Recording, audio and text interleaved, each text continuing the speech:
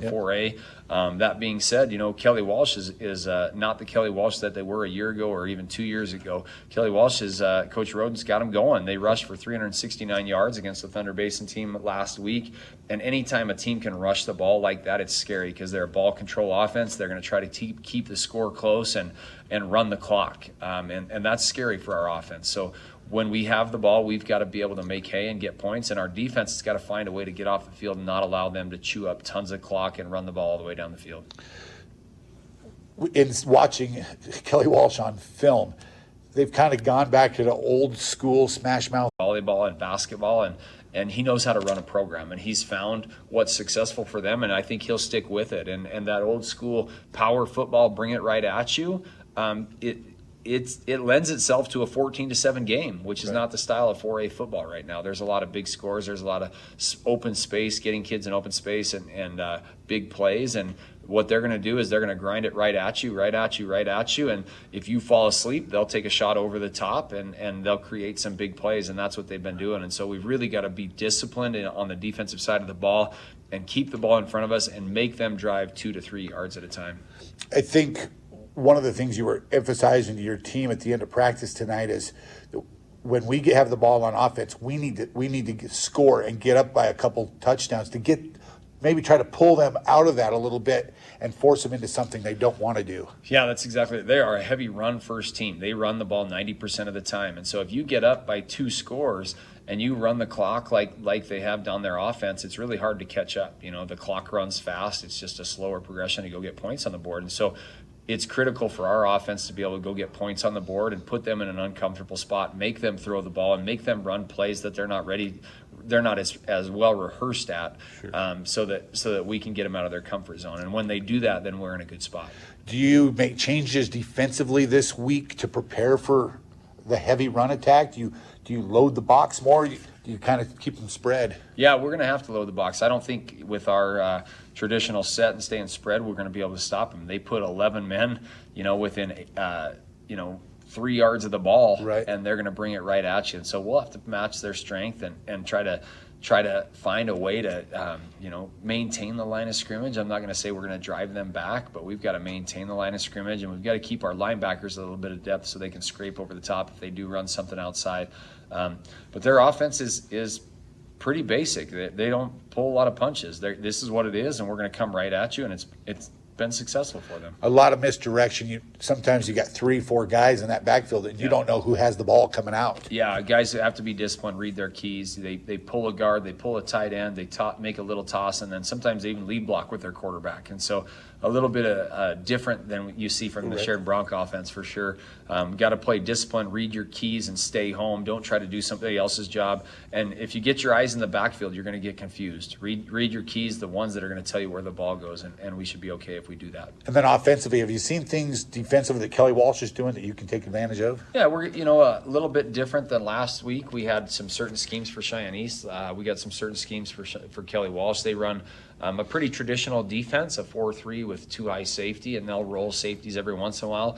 We've got some plays that I think we can take advantage of where they're weakest, but we've got to highlight that, and we've got to put ourselves in positions where we can do that. If we're backed up in our own goal line, we're not going to be able to do that. And so we've got to get ourselves space with special teams and put ourselves in good field position where we can put them in a situation where we should be successful. It's nice to be home a couple weeks in a row, isn't it? Yeah, playing in front of Homer Scott Field with the home crowd, it's awesome. Last week's stands were completely full. It was a beautiful night, and hopefully the same crowd shows up tonight. Well, let's go have fun. We'll talk to you after the game. Appreciate it, Shane.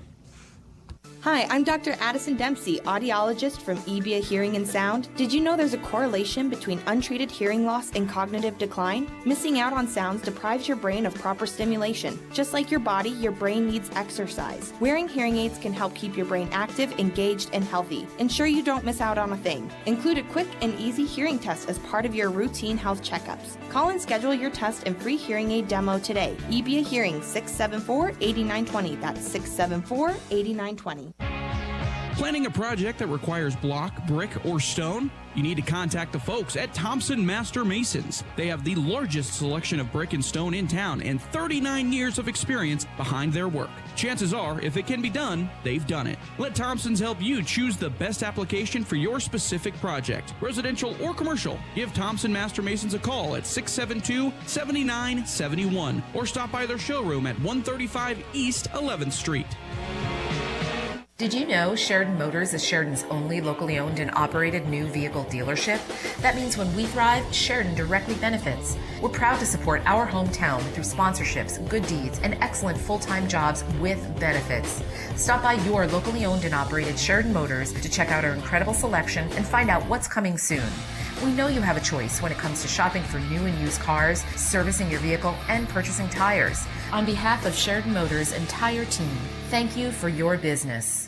No shirt, no shoes, no problem. Online banking is fast and convenient with Sheridan Community Federal Credit Union. If you have a smartphone, you can do your banking from anywhere, including remote deposit.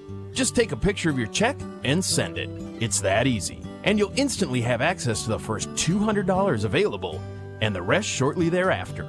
Yep, banking is that easy with remote deposit at Sheridan Community Federal Credit Union. Member NCUA, Equal Housing Lender. Hi, I'm County Commissioner Christy Haswell, and you're listening to Sheridan Media Sports. A big thank you to head coach Jeff Mowry for giving us his insights into tonight's game. Looks like it will be a battle tonight on the field between the Bronx and the Trojans. Coming up, Ryan Parker will join me live here from Homer Scott Stadium. We'll bring you tonight's starting lineups, and we'll have the kickoff coming your way. You're listening to Bronc Football on 1410 KWYO and 106.9 FM, also streaming live at SheridanMedia.com.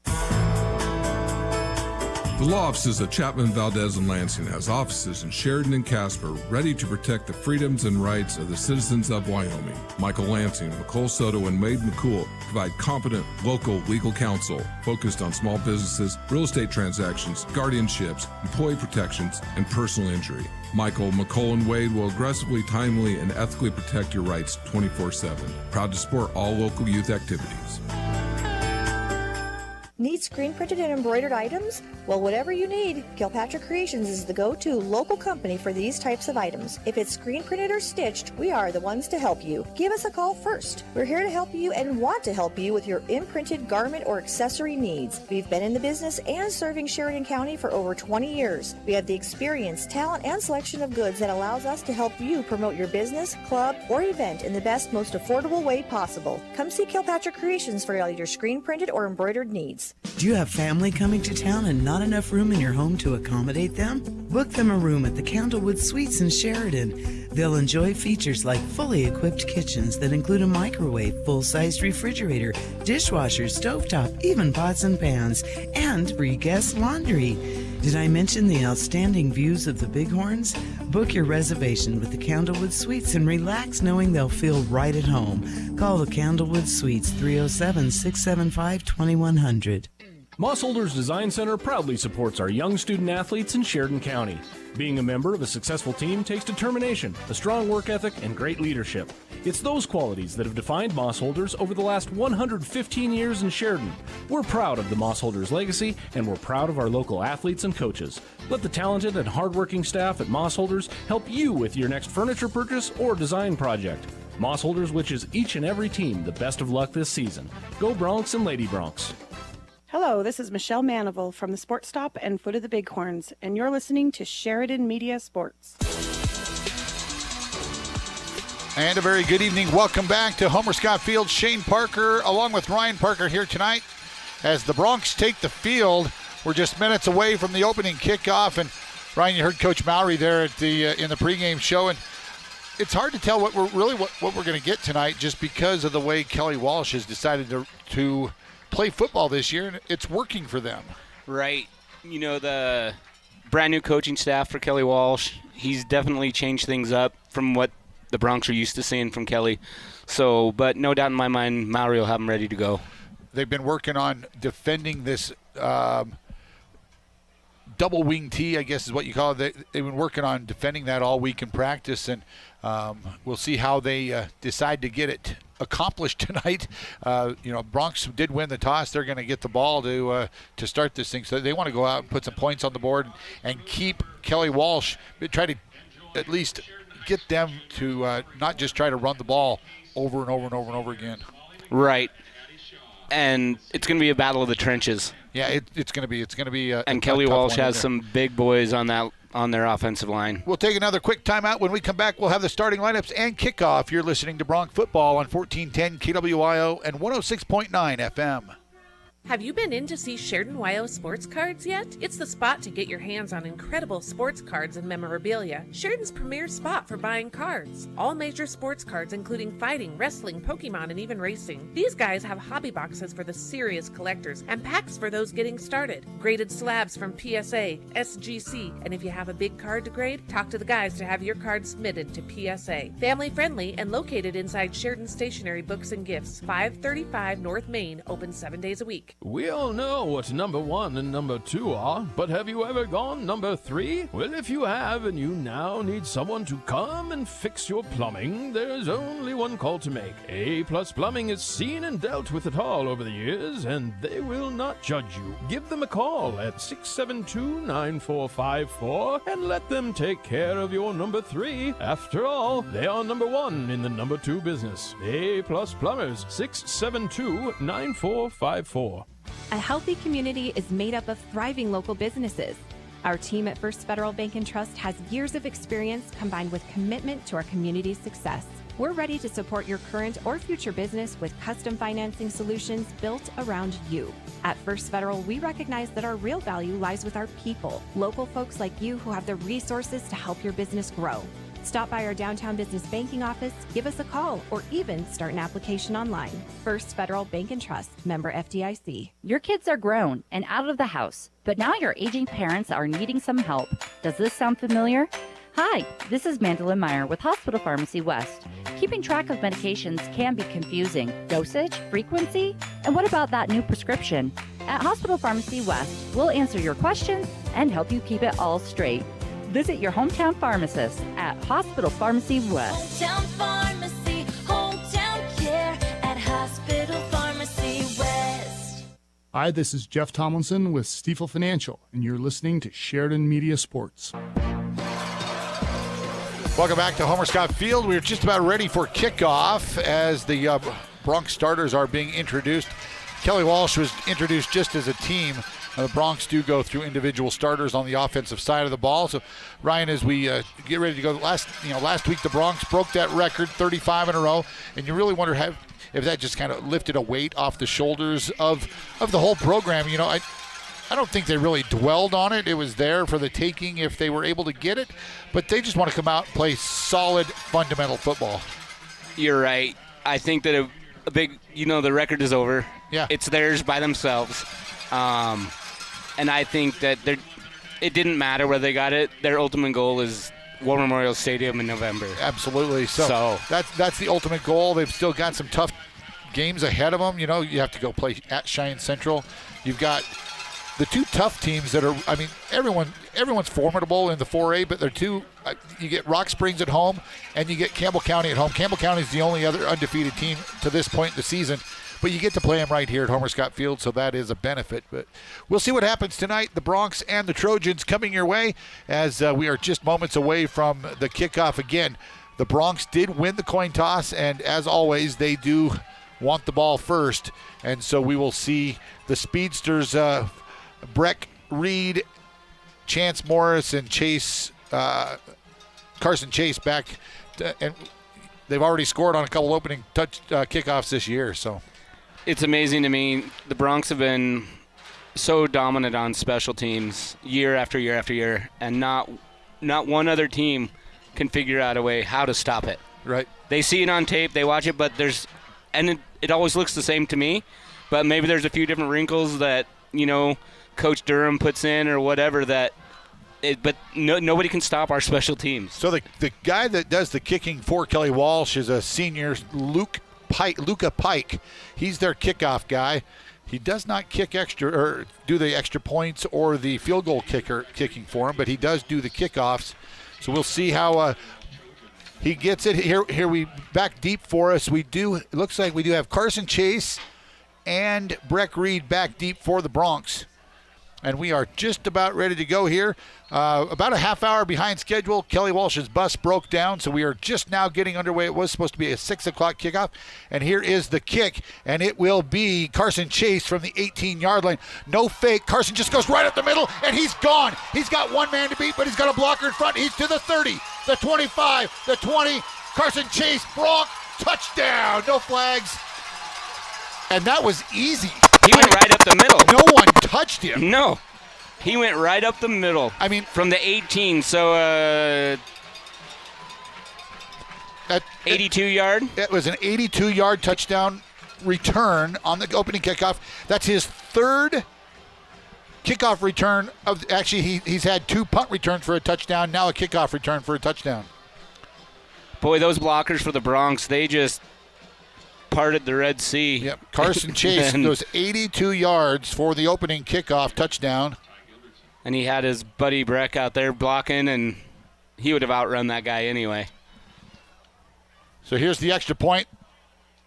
Ty Gilbertson boots it through, and with 11:48 remaining here in the first, the Bronx do exactly what they wanted to do to Kelly Walsh, put the pressure on early. They do that 7-0 Bronx after the opening kickoff. We're back to Homer Scott Field right after this. Hi, this is Callie Drell, Mortgage Loan Officer at First Bank of Wyoming. We work hard to provide competitive loan options to fit your unique financial situation. We understand that applying for a loan can be overwhelming, but our team of experienced lenders are with you every step of the way to guide you through the borrowing process. Whether you're looking to purchase a new car, consolidate debt, or finance a home, we'll help you find the perfect loan option. First Bank of Wyoming, division of Glacier Bank, member FDIC, equal housing lender. Hi, this is Brent Wolf with Sheridan Motors, and you're listening to Sheridan Media Sports. Welcome back to Homer Scott Field. Boy, thunderbolts and lightning right from the get-go again. Carson Chase gets the Bronx on the board. The opening kickoff returned 82 yards for the touchdown. Beck Haswell has that ball teed up for the Bronx. He's done a nice job of booting it through the back of the end zone.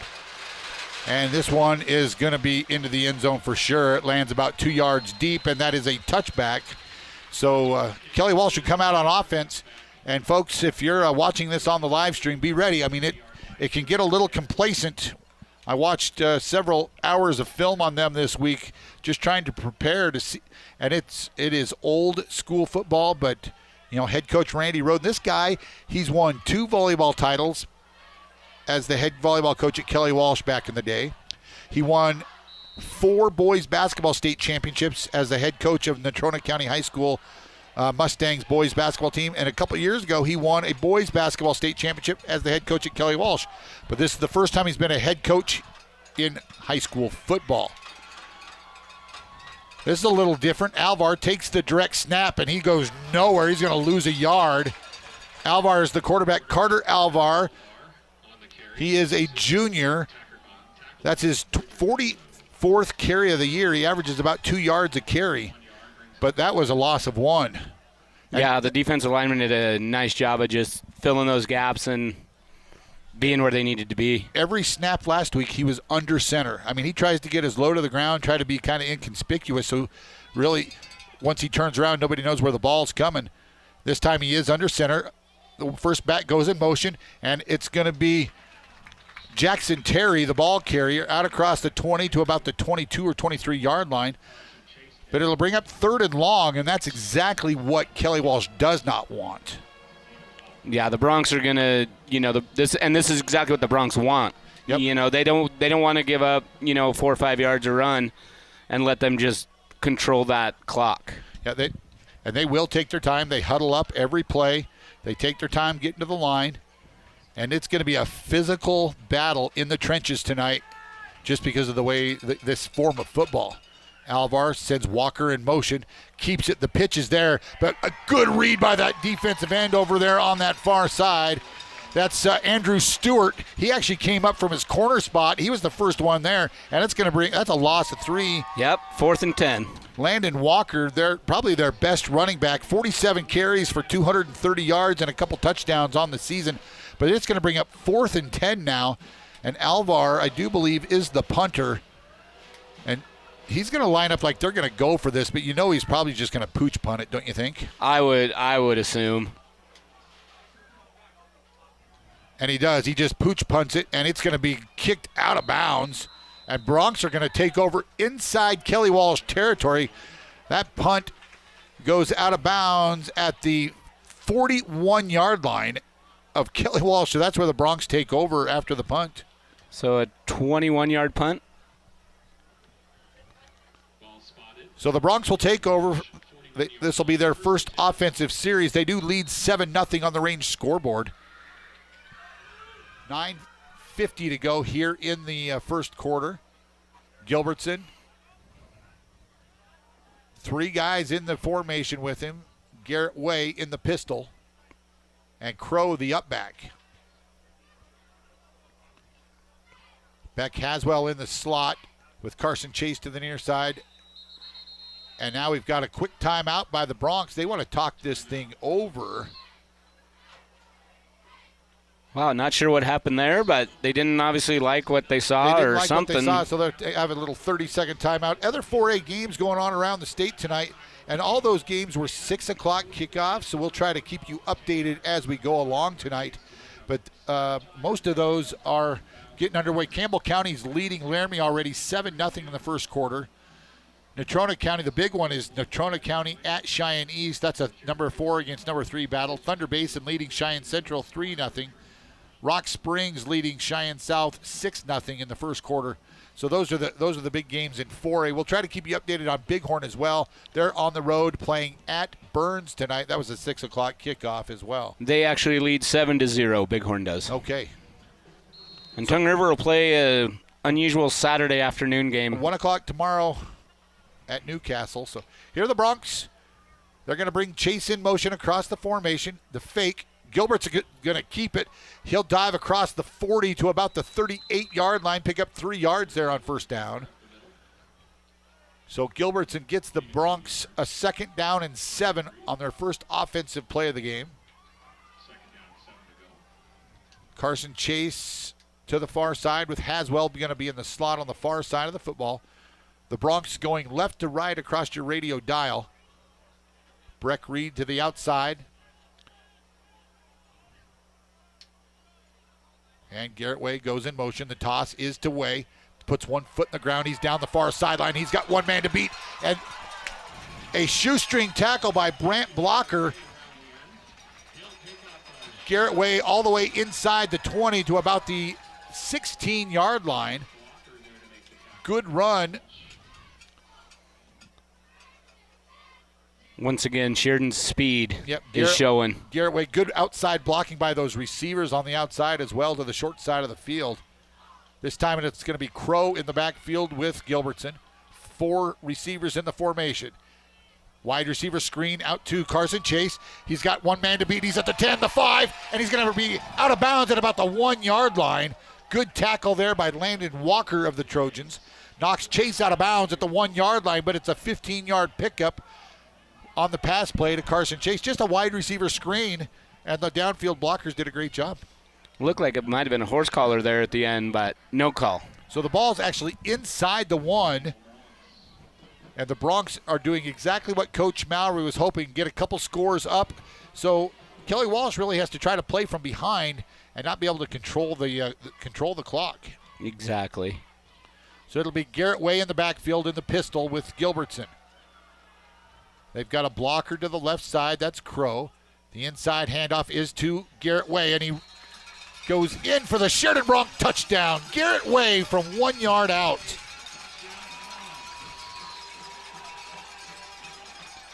So the Bronx put another one quickly on the board. What was that, 4 offensive plays? And they're back in the end zone. This drive started at their 41-yard line, the Kelly Walsh 41-yard line. So a 4-play, 41-yard drive, and Gilbertson's on for the extra point. And nothing fancy. No. So Garrett Way gets his 4th touchdown of the year, rushing anyway. And Gilbertson's kick is up, and it is good. With 8:43 remaining here in the first quarter, it's the Sheridan Bronx 14, Kelly Walsh 0. We're back to Homer Scott Field right after this. You're listening to Bronx Football on 1410 KWYO at 106.9 FM, also streaming live at SheridanMedia.com. Bring your favorite builder the plans for your perfect home and live happily ever after. Hi, this is Kim Hall with ERA Carroll Realty and Pinnacle Home and Land Group. Come take a look at this 2.18-acre parcel in its gorgeous location just off Upper Road in Sheridan County. Listed at $175,000, this piece of property is priced just right. A beautiful country feel and the convenience of city amenities. Call me, Kim Hall, at 520-227-5543 for more information. This is Dr. Michelle Meehan, and you're listening to Sheridan Media Sports. Welcome back to Homer Scott Field. Ryan, the Bronx have started this game out just exactly the way the coaching staff was hoping. And they lead this thing 14-0, and really they're doing whatever they want offensively. Yeah, I mean, I don't even know what to say. Kelly Walsh is going to have to change something up. They're going to have to open it up because it looks like the Bronx are ready for that old school offense, and they're just not going to be able to run against these Bronx. Brant Blocker, the return on the kickoff by Haswell all the way out across the Bronx 20 to about the 21-yard line. So he took that about 16 yards. So Kelly Walsh will start at the 21-yard line. And the quarterback, Carter Alvar, will bring his troops back to the field and see if they can get something going here on their second offensive possession.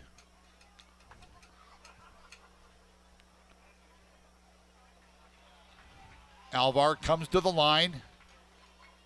He's got Landon Walker and Jackson Terry flanked out. The give straight ahead, fighting for yards, is the fullback. I think that's Blocker, Brant Blocker, number 9. And he picks up 2 or 3. We'll give him 2 yards on the first down run. So that was the back. So there's always 3 backs. They're 2 kind of lined up more like tight end spots, but they line up facing each other. And then 1 back directly behind the quarterback, Alvar. Again, Walker goes in motion. The toss is to him. There's 3 blockers in front of him, but Walker tripped up at about the 25-yard line. It's going to bring up 3rd and 6, another 3rd and long for Kelly Walsh. Just nothing fancy. They try to get more blockers in front of that runner, but the Bronx defensive line is doing a good job, and the linebackers are filling. Yeah, they're doing a good job of matching that physicality of that big offensive line that Kelly Walsh has. Boy, they are big, 265, 255, 275, 240. I mean, they've got some good size on that old line for the Kelly Walsh Trojans. And, they are the biggest high school student-wise in the state of Wyoming. So, but they've only got 30 kids dressed out in uniform tonight. That's simply amazing. And now a timeout on the field. Kelly Walsh wants timeout. We'll take timeout as well. Bronx lead at 14-0 on the Range scoreboard. You're listening to Bronx Football on 1410 KWYO and 106.9 FM. Hi, this is Sheridan General's rodeo athlete Coulter Martin, inviting you to the Pat Hamilton Memorial Rodeo September 27th through September 29th at the Sheridan County Fairgrounds. Watch your Sheridan College Generals rodeo team as we compete against other college rodeo teams. Slack on Fridays at noon with the rodeo at 6 p.m. Saturday slack is at 9 a.m. with the rodeo at 6 p.m. with short round Sunday at 10 a.m. We'll see you September 27th through the 29th at the Sheridan County Fairgrounds for the Pat Hamilton Memorial Rodeo, and it's free. This is Terry Winnup with Sheridan Physical Therapy, and you're listening to Sheridan Media Sports. And welcome back to Homer Scott Field. Shane Parker along with Ryan Parker here tonight as we bring you all the live action of 4A Bronx football as the Bronx look to go to 5-0 on the season and continue that long winning streak dating back to September of 2021. The last time they lost a football game was September 24th, I think, of 2021. So, and really, the home field advantage has just been incredible. So, yeah, and you're playing for those home field, the home field advantage. Alvar from the shotgun drops back, looks downfield, has a man in the middle. That's going to be incomplete. He dropped it, hit Landon Walker at about the 25 or 26-yard line. Hit him in the hands, but it bounced off the turf. And so it'll bring up another 4th down play, and it looks like the punt team's going to come on. And to punt this time, I think it's going to be Atnip. He's the backup quarterback, Logan Atnip, 6'5", 205 pounds, sophomore. And he is their long-range punter, where Alvar does more of the pooch kicking. The pooch punt, yeah. So the Bronx force another 3 and out by the Trojans. And they're going to let time run off the clock. Actually, it was an incomplete pass, so the clock is stopped with 7:14. Atnip, and he'll get this one away, and it's going to be taken by Breck Reed at the 42-yard line. Breck, he's got come to the near edge. He's got a lot of space. He's down the near sideline. He's got one man to beat, and it's Breck Reed in for the Bronx touchdown. That's 2 special teams touchdowns in the first 5 minutes of this game. Simply amazing. So a 42-yard punt return. Actually, that's he caught it at the 38. So yes, it's going to be a 62-yard punt return. 62-yard punt return for Breck Reed, and the Bronx increase their lead. Gilbertson on for the extra point. The snap is good, the hold is good, the kick is up, and Gilbertson is perfect. With 6:59 remaining here in the first quarter, it's the Bronx 21, Kelly Walsh nothing. You're listening to Bronx football on 1410 KWYO, 106.9 FM, streaming live at SheridanMedia.com. Ready to get in the game? Sign-ups for Sheridan Rec District's 6th grade girls basketball are now open. This program is a fantastic opportunity to introduce your 6th grader to junior high athletics. Participants will compete against each other while learning the fundamentals of the game, all in a fun and supportive environment. Register now through October 4th online at SheridanRecreation.com and click on the Programs tab, or stop by the Sheridan Rec District office at Thornrider Park or call 674-6421. Hi, this is DJ Dearcorn of First Federal Bank and Trust, and you are listening to Sheridan Media Sports. All right, I think the Bronx special teams, that's their 5th or 6th special teams touchdown already this year. Might even be the 7th one. Yeah, their special teams, like I mentioned it earlier, they've been doing the same thing for years, and no one can figure out how to stop it. Well, they just get great blocking and the speed. Speed. But Breck Reed, he didn't have to show much speed. I mean, he's fast no matter when he runs. But here's the kickoff. Haswell, he's going to boot that through the back of the end zone, and Kelly Walsh will take over at their 20-yard line. But the Bronx have run 4 offensive plays, and they're up 21-0. So Kelly Walsh came in with that 3-1 record. Both teams had, similar opponents' records, both 5-11 between the two, the 4 previous opponents.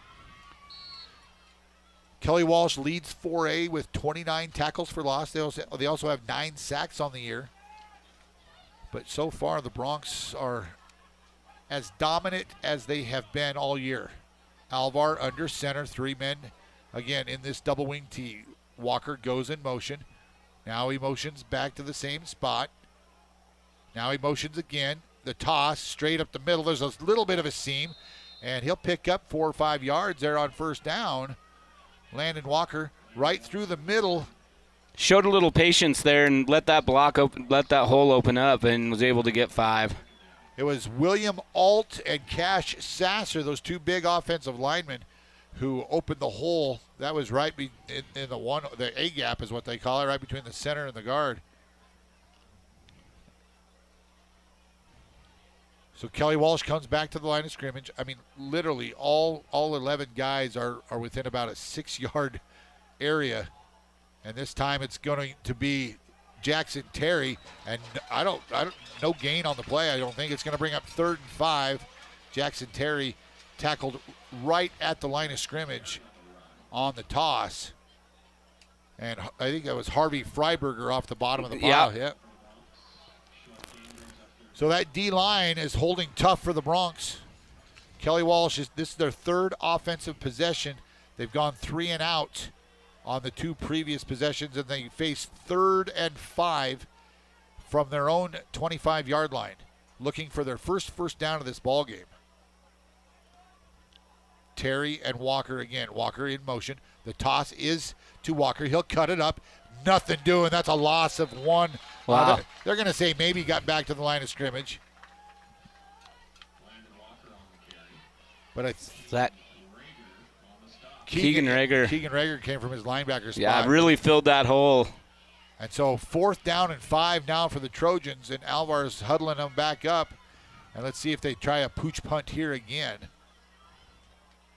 The last pooch punt went about 20 yards straight out of bounds and set the Bronx up for their second touchdown of the ballgame.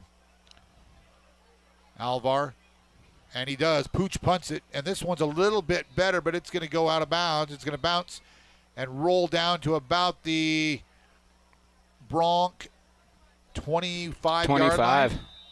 And so that's where the Bronx will take over at their own 25-yard line. So a good pooch punt that time by Kelly Walsh. The Bronx will take over with 4:46 left here in the first quarter, leading 21-0 on the Range scoreboard. Yeah, I think the Bronx were expecting a pooch punt, and he kicked it right over the deep backs, and it just got a nice roll. Good bounce and good roll all the way down to the Bronx 25, and that's where the Bronx set up offense. 1, 2, and 3 to the near side. That's the Bronx receivers. Ryan Taylor. Now right down the middle, it's going to be Chance Morris, and it hit him right in the hands, and he dropped it. Chance at the 45-yard line. Chance dropped it right at the 45, and it'll bring up 2nd down and 10. Boy, he was wide open, and he had a lot of green turf in front of him if he would have come down with that. And Ty Gilbertson had all day that offensive line. Give credit to the O-line. Both Peldo boys in there. Also, the Vela kid is doing a great job at center for the Bronx. Brandon Vela, Justice Lucas as well. Josh Davis, those are the offensive linemen. Here's the toss. It's going to be Keegan Rager. Keegan across the 25 to about the 30-yard line, 31. Actually, that's Kelton Crow on the carry for the Bronx. I think that's Kelton's first carry tonight. Out across the 30. It's going to bring up 3rd and about 4 for the Bronx. I think is this their first 3rd down of the first quarter? I believe it is. So Breck Reed will come to the near side. 3 receivers to the far side, and Kelton Crow in the backfield with Gilbertson as he's in the pistol. He calls for it, looks, double pumps, fires, and again right through the hands of Chance Morris. Chance looking upfield before he actually caught the ball. And the Bronx are going to have to punt the ball away. First stop this evening for Kelly Walsh, and the Bronx are going to punt this ball away as Breck Reed will go back to do the punting. Let's see if the Bronx actually punt this ball away here. I would think they would here at this point of the ball game. 4th and 4. And the long snapper gets it to Reed. Reed with the kick. And Kelly Walsh with no one back, but not a good roll. And that's Kelly Walsh is going to have decent field position at about their own 35-yard line.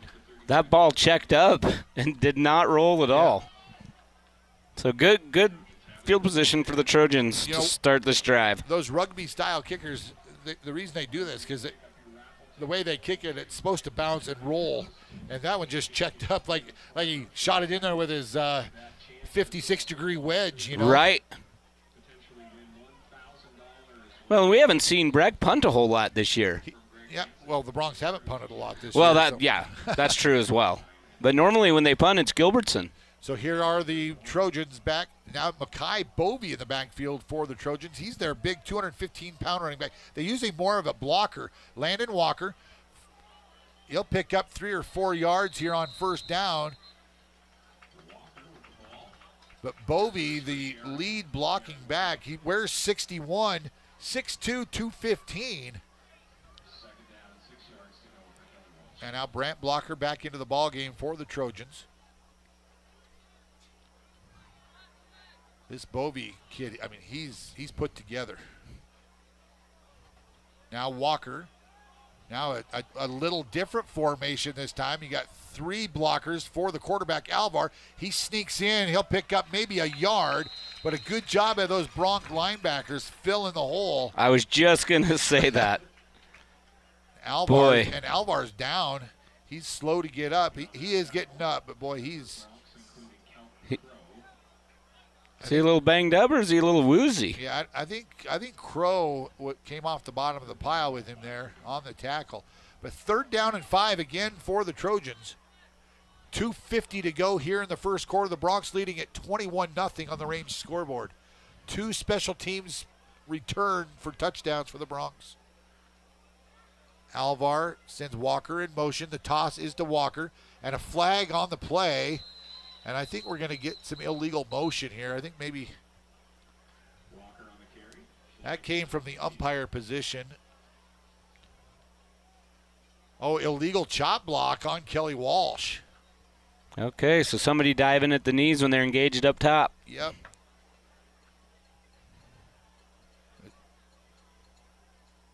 Personal foul, chop block. So that'll cost them 50. Well, they'll probably decline it, wouldn't? And now, or do you push him back? I think you push him back. And they're talking to Coach Mowry kind of now, so it'll be 4th and 3 if they don't accept it. It'll be 3rd and a mile if they do. And they are stepping it off all the way back to the Kelly Walsh 26-yard line. So now it's 3rd and forever. But be aware of the little pass over the top. Yep, 3rd and 19 for Kelly Walsh. And now they put 2 men outside. And now they send a man in motion.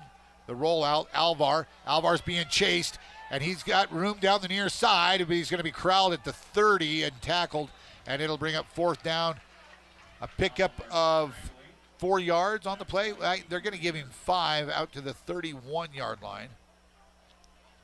Boy, and Kelton Crow tried really hard to strip that ball out from Alvar.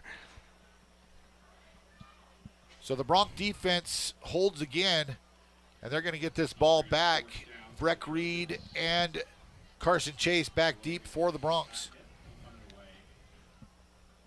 Logan Atnett back to do the punting with 1:36 and counting here in the first quarter. Again, the Bronx leading 21-0 on the Range scoreboard with. Here's the punt, and it's blocked. That ball was blocked by Josh Freed, and the Bronx will take over at the Kelly Walsh 30-yard line. Great job by Josh.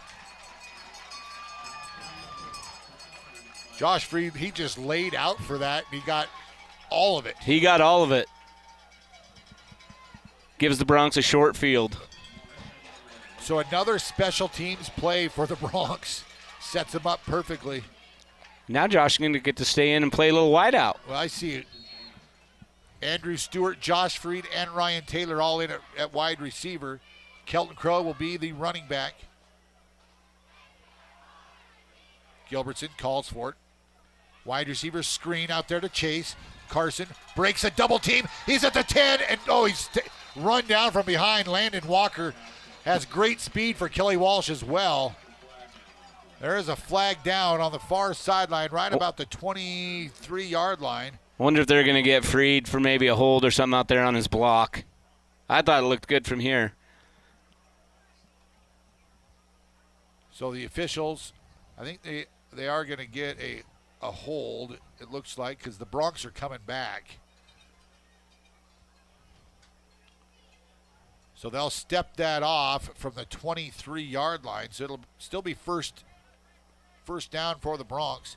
It'll be 1st and 13 from where that foul occurred. So the Bronx will redo it again. The wide receiver screen's been there a couple times tonight for the Bronx.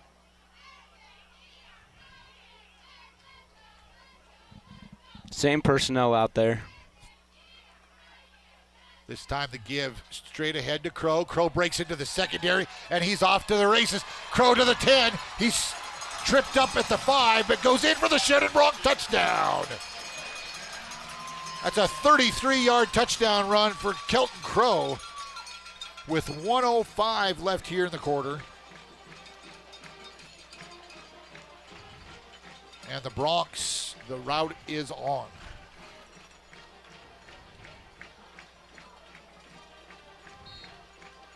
Gilby will come on to try the extra point.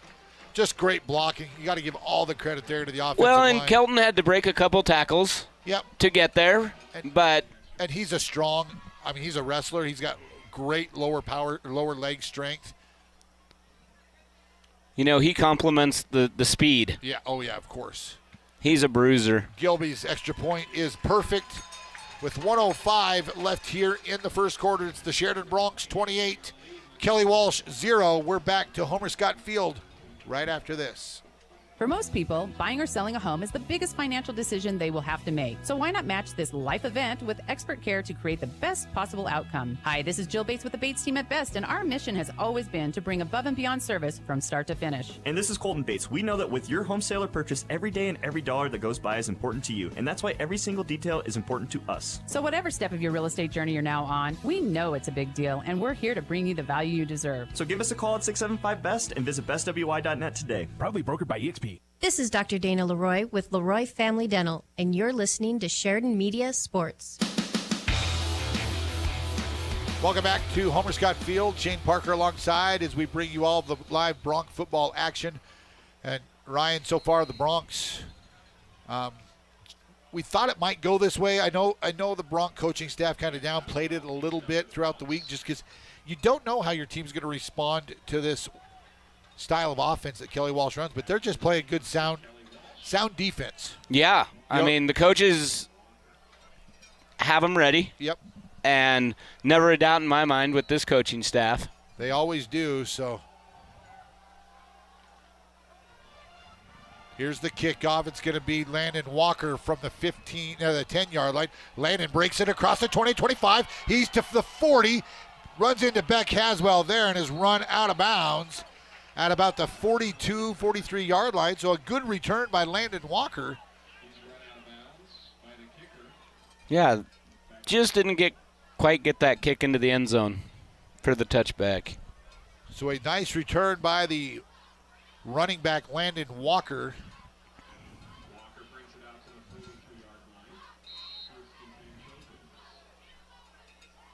It'll be 1st and 10.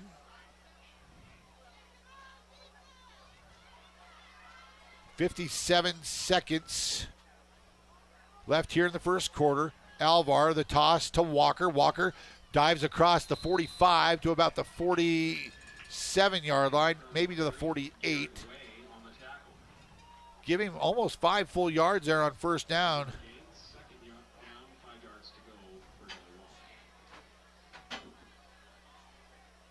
And the clock counts down, and that might have been the last. I think they might have to run one more play here in the first quarter. But the Bronx with a very positive first quarter. They lead this thing 28-0.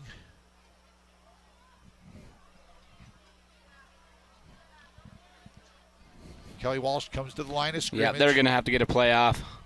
Back judge is counting. Yep. And they do get the play away. Walker again, and he'll break one tackle, dive across the 50 there on the Sheridan. That's going to be close. Side of the field, and it's going to be about a yard short. They're going to be 3rd and 1. When we come back, it's the end of the first quarter. The Bronx lead at 28-0 on the Range scoreboard. You're listening to Bronx football on 1410 KWYO 106.9 FM. Wyoming Corporate Office is located at 30 North Gould Street in Sheridan, and they provide a myriad of services. What is a registered agent, you may ask? The real question is, what aren't they?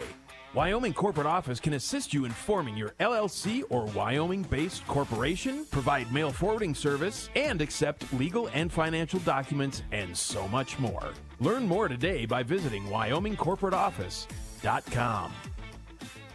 It's that time of year again, back to school and all the expenses that come with it. Need a reliable vehicle for those school sports? We've got you covered with our competitive vehicle loans. We also offer personal loans to assist with various back-to-school expenses. At Campco Federal Credit Union, we pride ourselves on offering competitive rates and excellent member service. We're dedicated to serving our communities and their needs. Visit one of our branches today or check us out online at campcofcu.com. Campco Federal Credit Union, NCUA insured and an equal housing lender.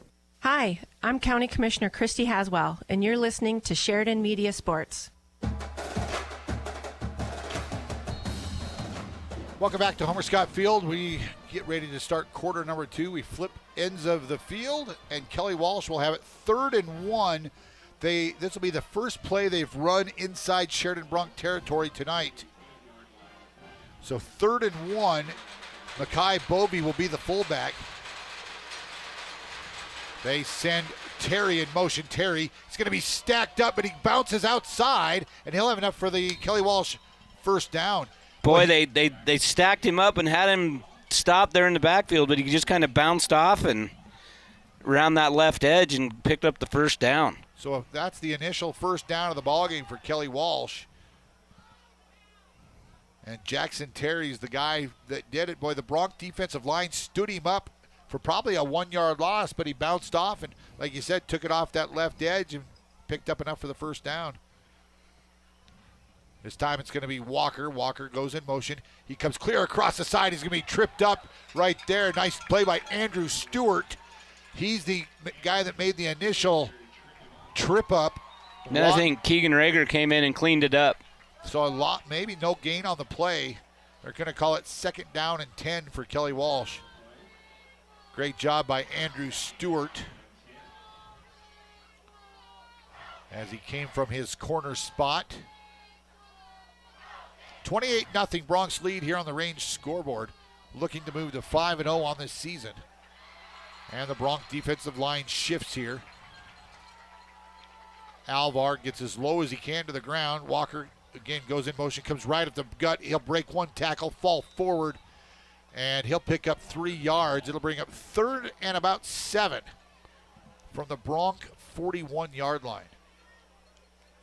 That Bronx defensive line's doing a good job of battling with those big guys on the offensive line. And like Coach Mallory said in the pregame, as long as they don't get their eyes caught in the backfield and they just read their keys, they should be just fine. Yep. So it's a battle. It's going to be a physical battle in there. I know that at practice this week he was really encouraging all the guys to drink plenty of fluid throughout the week, to eat the right way, because it was going to be physical. Walker again. He'll get the toss. Now it's a reverse. Jackson Terry. And, Bovey had him held up by the Bronx. The Bronx defense, boy, they crashed to the ball.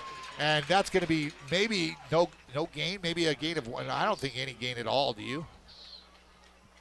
Nope, no gain. I thought they actually stopped him, but they gave him a little bit of forward progress because he was tackled behind the line, but maybe they had pushed him back. So 4th down and 7 now for Kelly Walsh.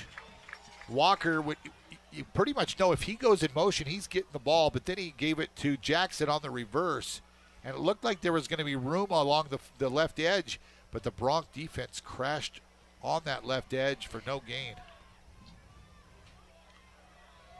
4th and 7. Alvar looks like he's going to run a play here. He steps back, looks downfield, and overthrows his man. Almost intercepted off the fingertips. The receiver out there was Cason Payton. He tipped it, and Breck Reed was just about a step late, or he would have caught that ricochet off the receiver's hands. So the Bronx will take over at their own 41-yard line. So the Bronx offense comes back out on the field. We'll have 3 receivers to the near side, 1 to the far side, and it looks like maybe it's Garrett Way in the backfield with Gilbertson. Gilbertson, he'll give it to Way, and boy, no gain there.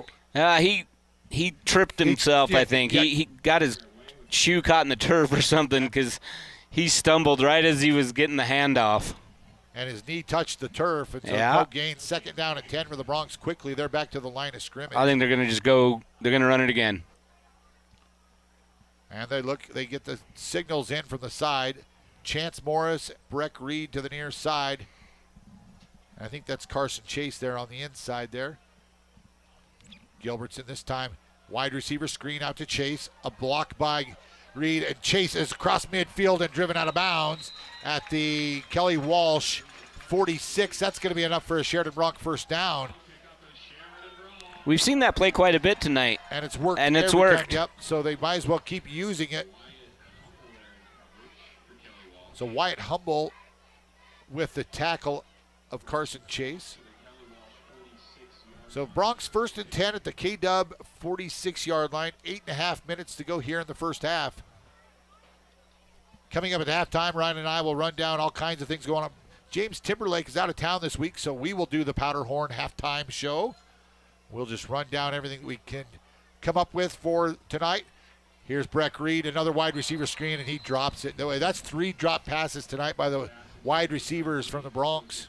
Got 2 by Chance and now 1 by Breck. So the Bronx receivers have got to I mean, that was a perfect ball, hit him right in the hands. Just looking upfield before you actually secure it. Yep. So 2nd and 10 from the Kelly Walsh 46-yard line. Breck comes to the near side. Chance Morris and Haswell to the far side. It'll be Garrett Way and Kelton Crow in the backfield with Gilbertson.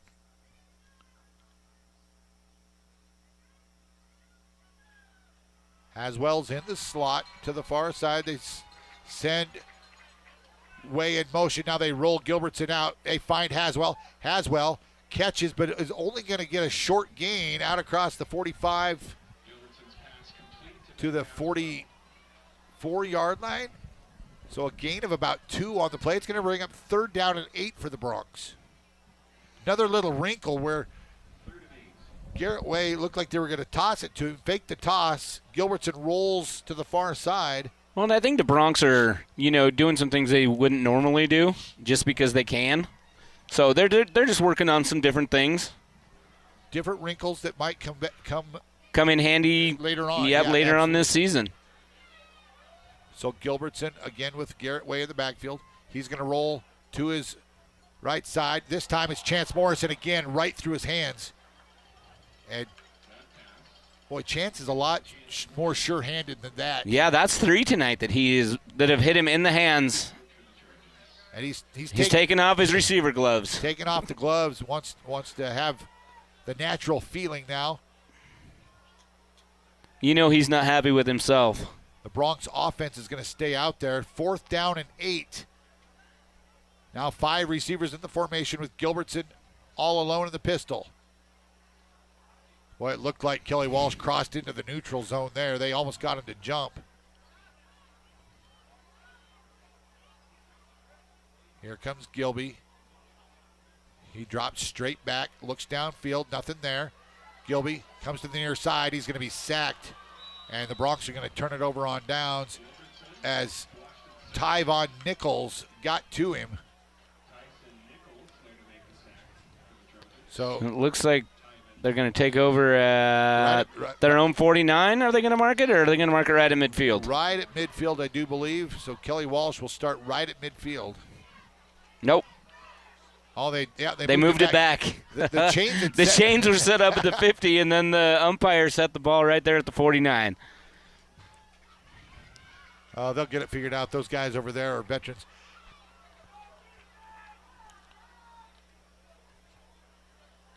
Did I hear him say over 50 years of experience on the chain gang? Oh, easily over there. So here's Alvar. He takes the direct snap, and he's going to be stood up by Rager and driven back. Loss. Well, they're going to say he got back to the original line of scrimmage. Keegan Rager. I also saw Andrew Stewart there off the bottom of the pile. So the Bronx have done a good job with this alternate style of offense. 7:24 to go here in the first half. Bronx lead at 28-0 on the Range scoreboard. And again, Kelly Walsh, they do huddle every play. They want to take as much time off the clock as they can.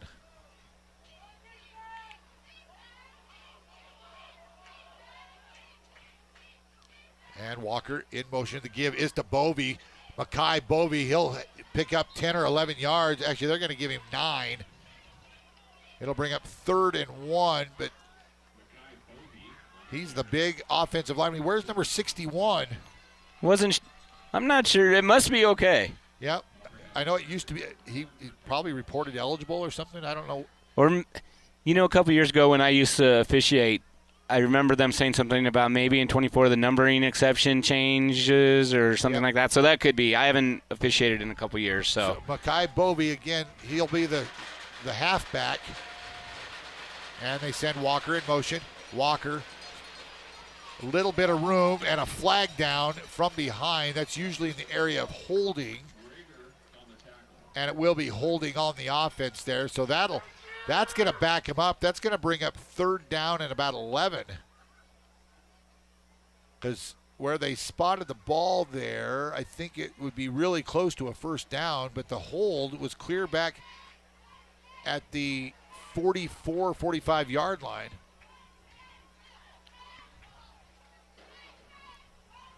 So they're going to say the hold happened at the, so they're going to mark it off from the 42. So, yeah, it'll bring up 3rd down and 11 now for Kelly Walsh.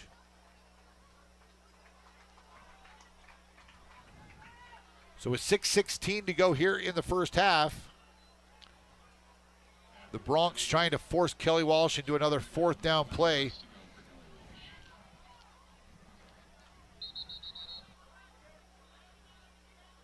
And an official's timeout. I think Landon Walker needs to go off the field. I don't know if he's got something wrong with his equipment or he walked up and told the official that he needed to be subbed out. Something. So they got the substitute in as Jaden Humphreys comes into the ball game for Kelly Walsh. Again, we've seen this formation. 3 guys to the right side. They go to the far side. Alvar, and he'll pick up, 3 or 4 yards. He's got a little bit of speed. He kind of just outran those original rushers and got to the corner. And he's now down and hurt. It looks like he's so. And now he's back up, but it'll bring up 4th down and about 6. So Alvar goes off the field, and we'll see what Kelly Walsh decides here. 4th and 6 from the Bronc 47-yard line with 5:52 remaining here in the first half. The clock winds, and it looks like Kelly Walsh, are they going to go for this? Now the backup quarterback is in. I think that is that Quinn Alvar, or is that Ethan Haig? Oh, it is Quinn. Must be the younger brother of Carter Alvar. He's a sophomore, but he'll come in and run the quarterback spot for one play anyway. Walker in motion, low snap, and the pass is good, but it's given to Walker, and boy, the Bronc defense did not bite on the hitch. Great job staying home by Breck Reed. The hook and ladder, little wrinkle of the hook and ladder, but Breck Reed stayed home in his closing speed. Boy, the Bronx are going to take over now in Kelly Walsh territory. So a little wrinkle for Kelly Walsh offense, but the Bronx defense read it perfectly and got the takeaway on downs here. So the Bronx come back out on offense. They put 3 receivers in the formation. Crow, the up back, with Garrett Way in the backfield. And the give is straight ahead to Garrett Way. He's across the 45 to the 40, breaking tackles to the 39. Good hard run by Garrett Way. Boy, he just kept those legs a churning. Because he was probably hit 2 yards into that run. He picks up 9 on the play. And now the Bronx in a true pistol, flanked. Gilbertson's flanked right and left by Crow and Way. Ryan Taylor, Carson Chase, and Breck Reed, the receivers in the formation. Low snap given to Way. Garrett across the 35 and tackled inside the 30 at about the 34, 33-yard line, but that's enough for a Bronc first down. And the Bronx trying to capitalize on Kelly Walsh turning it over on downs.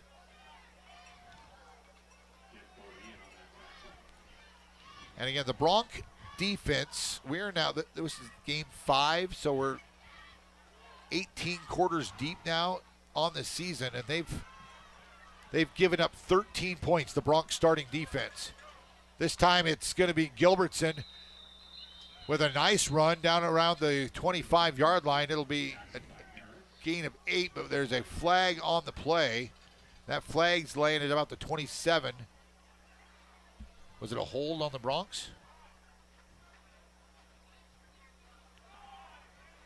And looks like the flag's actually laying at about the 29-yard line, so the Bronx will be backed up from there.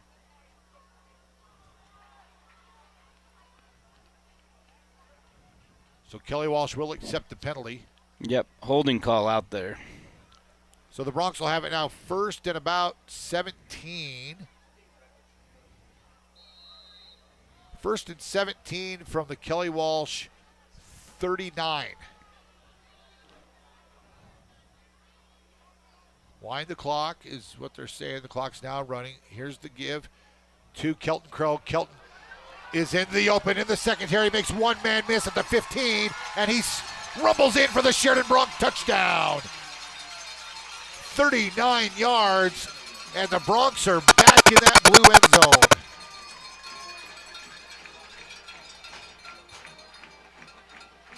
So Kelton Crow gets in the end zone. That is his 6th rushing touchdown of the year.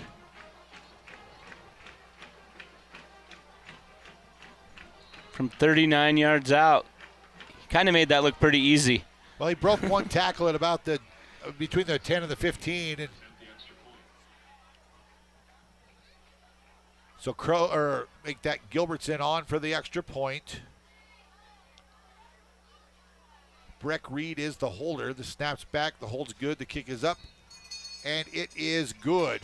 With 4:12 remaining here in the first half, the Sheridan Bronx lead at 35-0 on the Rage scoreboard. You're listening to Bronx Football on 1410 KWYO, 106.9 FM, also streaming live at SheridanMedia.com.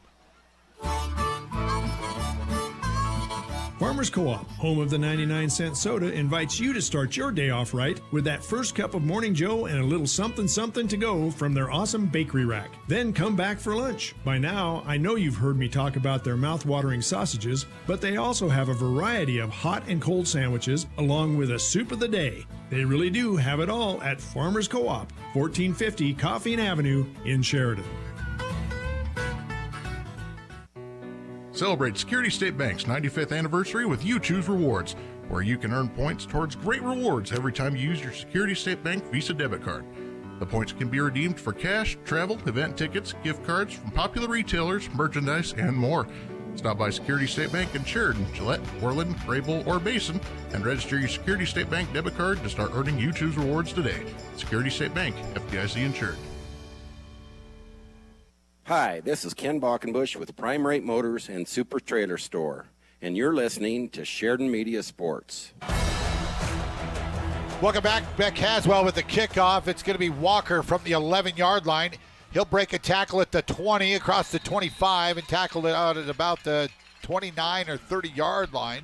So Kelly Walsh with decent field position to start. Looks like they'll be right at the 29-yard line. So about a 19-yard return for Landon Walker.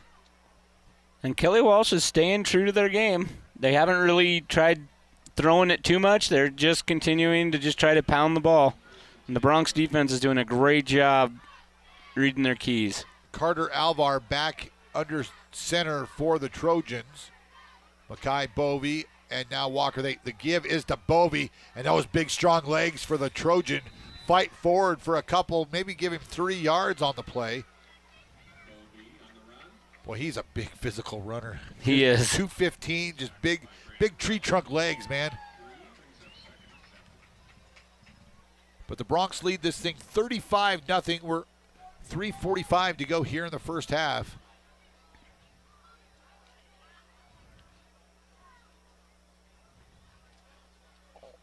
Alvar again under center. Has Humble on one side, Walker on the other. Bovee directly behind him. The toss is to Walker. Walker's going to be stood up 3 or 4 Bronc defenders right there. Gain of 2 on the play. It'll bring up third down and about 7, 6. No, we'll call it third down and 6.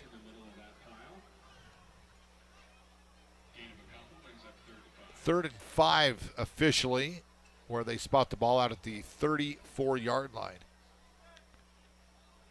Couple different subs in there. Rudy Green's in the defensive backfield now, and I see Blaine Phillips in at linebacker. Owen right now. Matthews is on that defensive line right now as well. Well, leading 35-0. They're going to rotate some players in, get some guys some meaningful minutes tonight. Now Kelly Walsh splits 2 guys out to the far side, and the Bronx, they need to cover that. One guy goes in motion. Andrew Adams in the backfield, grabs from behind, and they stand up I think that was Alvar. He kept that ball, and he'll pick up 1. It's going to be 4th and 4. And Alvar is really hurting. He's taking a punishment, isn't he? Yeah, and he might. Oh, they're going to take a timeout. Actually, I think Sheridan took a timeout. Sheridan's going to take a timeout. We will as well. 2:30 remaining here in the first half. Bronx lead at 35-0. We're back to Homer Scott Field right after this. Whether you're starting a business, safeguarding your assets for future generations, or navigating the complexities of property transactions, McCool Law Firm LLC in Sheridan provides tailored solutions that ensure your success. McCool Law Firm understands that each case is unique, and it is committed to delivering personalized service that will exceed your expectations. McCool Law Firm, protecting your legacy, stepping up to bat for you. Find out more and schedule a consultation at McCoolLawFirmLLC.com or call 307-461-9240. Hello, this is Michelle Manival from the Sports Stop and Foot of the Bighorns, and you're listening to Sheridan Media Sports. Welcome back to Homer Scott Field. Shane and Ryan Parker alongside, bringing you all the live Bronc action here tonight. Next week we will be in Capital City. We'll be in Cheyenne as the Bronx travel to take on Cheyenne Central tomorrow, or next Friday night, 6 o'clock. We'll bring you all the live action from Cheyenne next Friday. Kelly Walsh is going to go for it here. 4th and 3. Landon Walker stood up, and he's not going to get there. He'll pick up 1 yard, but the Bronx stop him on 4th down, and the Bronx are going to take over, thrown 38-yard line. Gosh, this defense is just impressing the heck out of me. I think that was Brady Hartman off the bottom of the pile from his D-line spot. So the Bronx, again, take over on downs. Already leading 35-0. The Bronx would love nothing more than to punch another one in here before the half. 2:21 to go here in the first half. 35-0 on the range scoreboard. Gilbertson all alone, 5 men in the formation. See if this is a wide receiver screen. No, they're going right down the middle. It's caught. Wide open is that Carson Chase? He's to the 10, the 5. That's Andrew Stewart. Andrew Stewart. That's his first Bronx touchdown. That's a 39-yard throw and catch. Boy, and Gilbertson had 2 wide open receivers right in the same area. And Stewart caught it, and he was gone. 39 yards.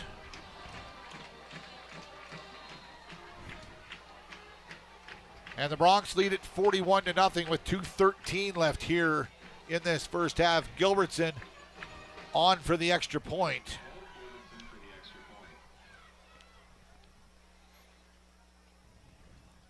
The snap's good, the hold's good, kick is up, and it is good. So Gilby's got the kicking figured out this week. I was just going to say, the past couple weeks, he's had a few issues getting those extra points through. So with 2:13 remaining here in the first half, it's the Bronx 42, Kelly Walsh 0. You're listening to Bronx Football on 1410 KWYO at 106.9 FM, streaming live at SheridanMedia.com. What's new at Waring Sheridan Chevrolet? And I'm talking vehicles, Doug Wooden. We have Tahoes, new Suburban, new half-ton Silverados, as well as a ZR2 Duramax half-ton. Heavy duties, 3/4 tons, 1-ton Silverados, new Blazers, Trailblazers, you name it. And if we don't have what you're looking for, we'll find it. Just ask. Experience the Waring way of buying vehicles. Waring Chevrolet, 107 East Alger, WaringSheridan.com. Hi there, this is Jim and Chosby with Stiefel Financial. You're listening to Sheridan Media Sports. One score of interest coming in from 4A football. At halftime, East leads Natrona 7-0. Wow. At halftime. So, and Natrona will get the ball to start the second half there. So. Okay. Natrona's trying to avoid a 3-game losing streak.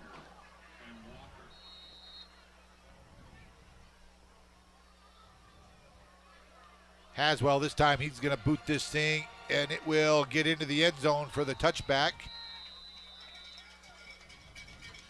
So Kelly Walsh will bring their offense back out on the field. 2:13 to go here in the first half. See if the Bronx can get the ball back and score one more time To have a running clock in the second half. I mean, we'll get there anyway, but honestly, it would be nice to have it the entire second half. Well, after starting 30 minutes late tonight due to bus issues with the Kelly Walsh football team, Alvar, he must be okay. He's back in the middle of that huddle. He's a trooper because he's taking a lot of hits tonight. Yep. And it'll be Jackson, Terry, and then Walker the edge. And Bovey the deep back. And Walker's going to be plowed, boy. Good hit. The first guy there for the Bronx was Sam Huffman. He was that. Forced him back inside. That defensive end stayed home and forced him to cut it back up, and Huffman was right there. Might have been Haswell that stayed at home and forced that running back right back inside. That was a loss of 5 on first down. That brings up 2nd and 15 for the Trojans. As we approach 1:37 now left here in the first half.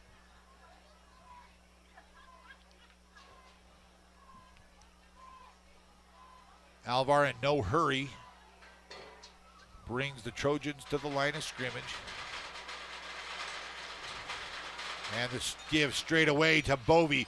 Bovey, he'll fight for yardage. Boy, he's still going. Out across the 25 and tackled. Got the first down. He might have enough for the first down out across the 30. Boy, he just kept those legs a churning. Well, that kid had 8 carries for 52 yards coming into this ballgame, so 6.5 yards a whack. But he picked up 16 on that play there. Might be the second first down for Kelly Walsh. So they churn out across the 30 to the 31-yard line with Makai Bovey, the 215-pound senior. This time it's a kind of a counter play to Jackson Terry. He's tripped up after a 2-yard gain.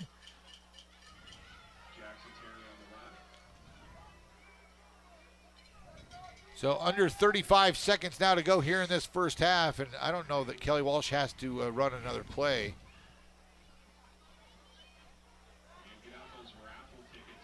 So coming up, we'll take a break when we go to halftime. When we come back at the half, we will run down all the scores from around the state.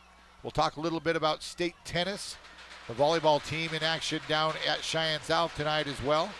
Alvar, he does drop back. The pitch is to Walker to the near side, and he's going to be run out of bounds with 5 seconds left here in the first half. Walker across the 35 to about the 38-yard line where he's run out of bounds. It'll bring up 3rd down and 3 for the Trojans with about probably enough time for one more play here in this first half. But Ryan, the Bronc defense, I mean, we didn't know what to expect. Coming into this year, all 11 guys were seniors last year that played the majority of the time. They gave up nothing to South. Nope. They gave up nothing to Thunder Basin. 7 to Natrona. 7 to Natrona, and really 3 points to East with the starters. The second stringers gave up a couple late touchdowns. Here's Kelly Walsh. Alvar, boy, he missed a sack, and now he's Alvar's still off up. on the races. But he'll be run out of bounds at about the 45, but that's going to end the first half. Alvar did have enough to pick up the first down. Oh. But Alvar is down along the Bronx side, but he's going to be able to get up. Boy, that kid, he's a trooper, man. He's leaving it all on the field tonight. He really is. Boy. I think he's okay. All right, so as we go to the half, it's the Bronx 42, Kelly Walsh nothing. You're listening to Bronx Football on 1410 KWYO, 106.9 FM, also streaming live at SheridanMedia.com. Mossholders Design Center proudly supports our young student athletes in Sheridan County. Being a member of a successful team takes determination, a strong work ethic, and great leadership. It's those qualities that have defined Mossholders over the last 115 years in Sheridan. We're proud of the Mossholders legacy, and we're proud of our local athletes and coaches. Let the talented and hardworking staff at Mossholders help you with your next furniture purchase or design project. Mossholders wishes each and every team the best of luck this season. Go Bronx and Lady Bronx. In a place where honesty and hard work define us, there's a bank that's fully invested in Wyoming. The banks of Buffalo, Gillette, and Sheridan. We understand that business owners are the backbone of our communities. And whether you run a ranch, a restaurant, or a retail store, we're here to support you with a range of account options and personalized services without all the unexpected fees. Because when your business succeeds, our communities thrive. Visit buffalofed.bank for all your business banking needs. Member FDIC, Equal Housing Lender. Texting and driving. Texting and driving? Everyone knows there really is no and. You're either texting or you're driving. In other words, if you're typing or reading anything while you're behind the wheel, you're not paying attention and you're not in control of your vehicle. That's why law enforcement around the state is cracking down on distracted driving. Hey, Wyoming, let's put an end to texting and driving because we all know better. There is no and. This message was paid for by WYDOT. You save, we give. Hi, this is Taylor with First Northern Bank of Wyoming. I'm sure you've heard about our Roundup program by now, but did you know so far this year we've matched over $15,000 that we've donated to local nonprofits in our communities? If you haven't enrolled, stop by and see us at 29 North Gould Street to learn more and enroll today. You save, we give. It's a win for you and for the community. First Northern Bank of Wyoming, investing in Wyoming communities since 1885. Member FDIC, Equal Housing Lender. Rise and shine, breakfast lovers. McDonald's got a deal for you. Buy one breakfast favorite and get another for $1. Choose from many of your favorites. 2 sausage McMuffins, please, or a sausage biscuit, sausage McMuffin burrito, or sausage McGriddle. We're all on the search for tasty savings when dining out. Mix or match any 2 items. Pay the regular menu price for one. Get the second of equal or lesser value for $1. Eat both items if you're really hungry or you can't share. This offer is available at McDonald's in Sheridan, Buffalo, and Gillette. Would you like to hear people more clearly in noise? Hi, this is JT Kraft with EBA Hearing and Sound. Today's smart hearing aid technology can improve your ability to understand speech in noisy environments better than ever. These prescriptive medical devices have a 40-hour rechargeable battery life, they're waterproof, Bluetooth compatible, and more. Why struggle to hear? Get a hearing test and try a free hearing aid demo today. EBA Hearing and Sound, 674-8920. That's 674-8920. Have you been to the showroom at Thompson Master Masons? If you're thinking about doing a masonry project, you need to stop by and check it out. Thompson's is located on the corner of Broadway and 11th in Sheridan with a showroom full of brick and stone samples. They offer both man-made and natural stone. As a matter of fact, Thompson Master Masons has the widest selection of stone, block, and brick in town. Wholesale or retail, contact Thompson Master Masons. Did you know Sheridan Motors is Sheridan's only locally owned and operated new vehicle dealership? That means when we thrive, Sheridan directly benefits. We're proud to support our hometown through sponsorships, good deeds, and excellent full-time jobs with benefits. Stop by your locally owned and operated Sheridan Motors to check out our incredible selection and find out what's coming soon. We know you have a choice when it comes to shopping for new and used cars, servicing your vehicle, and purchasing tires. On behalf of Sheridan Motors' entire team, thank you for your business.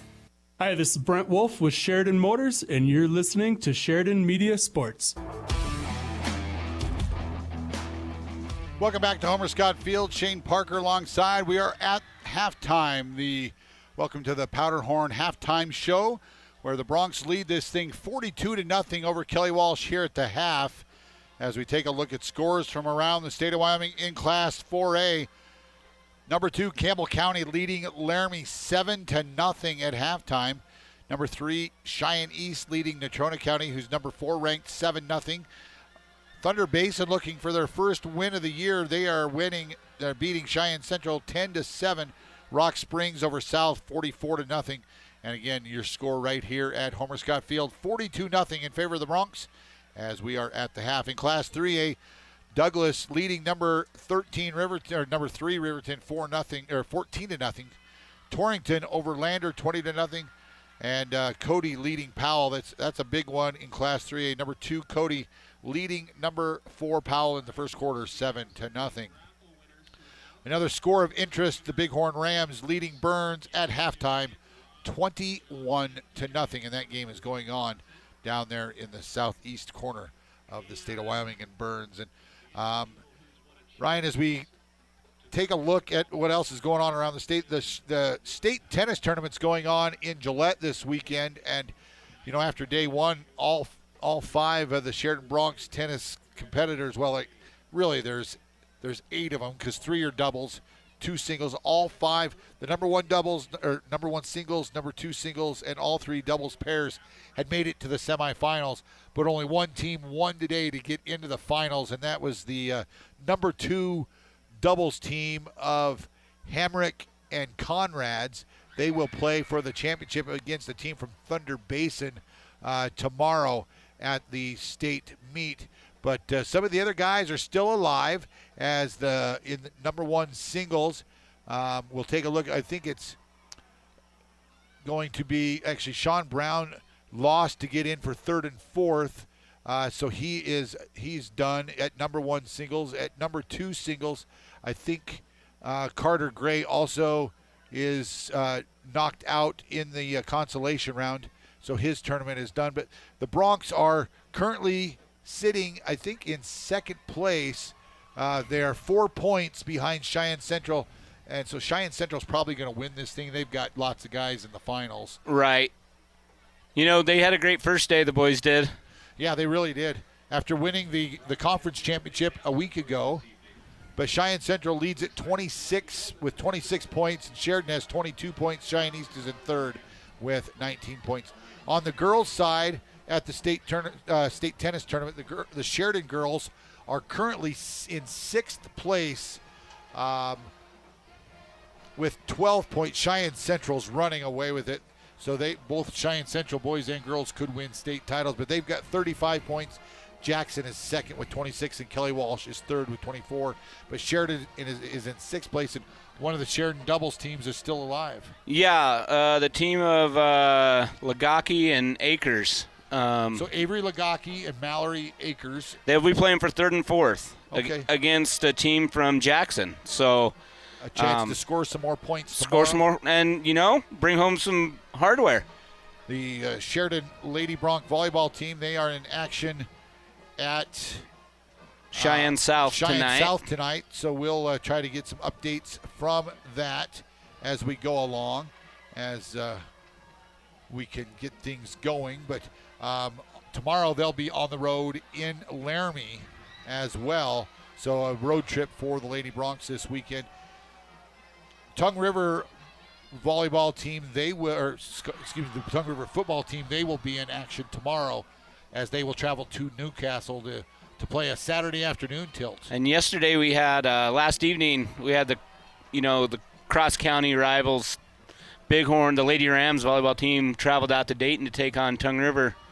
And Bighorn ended up winning that 3-1.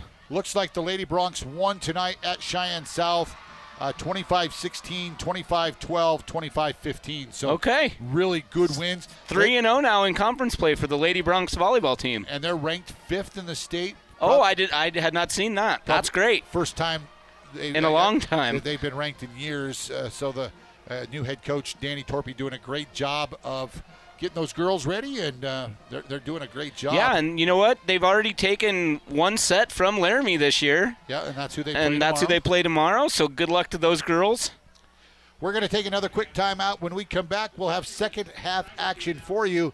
The Sheridan Bronx leading Kelly Walsh at the half, 42-0. You're listening to the Powderhorn halftime show right here on 1410 KWIO and 106.9 FM. Also streaming live at SheridanMedia.com. Wherever you are, you'll find a branch of Sheridan Community Federal Credit Union. And here's why. If you have a Sheridan Community Federal Credit Union account and a smartphone or other mobile device, visit SheridanCreditUnion.com.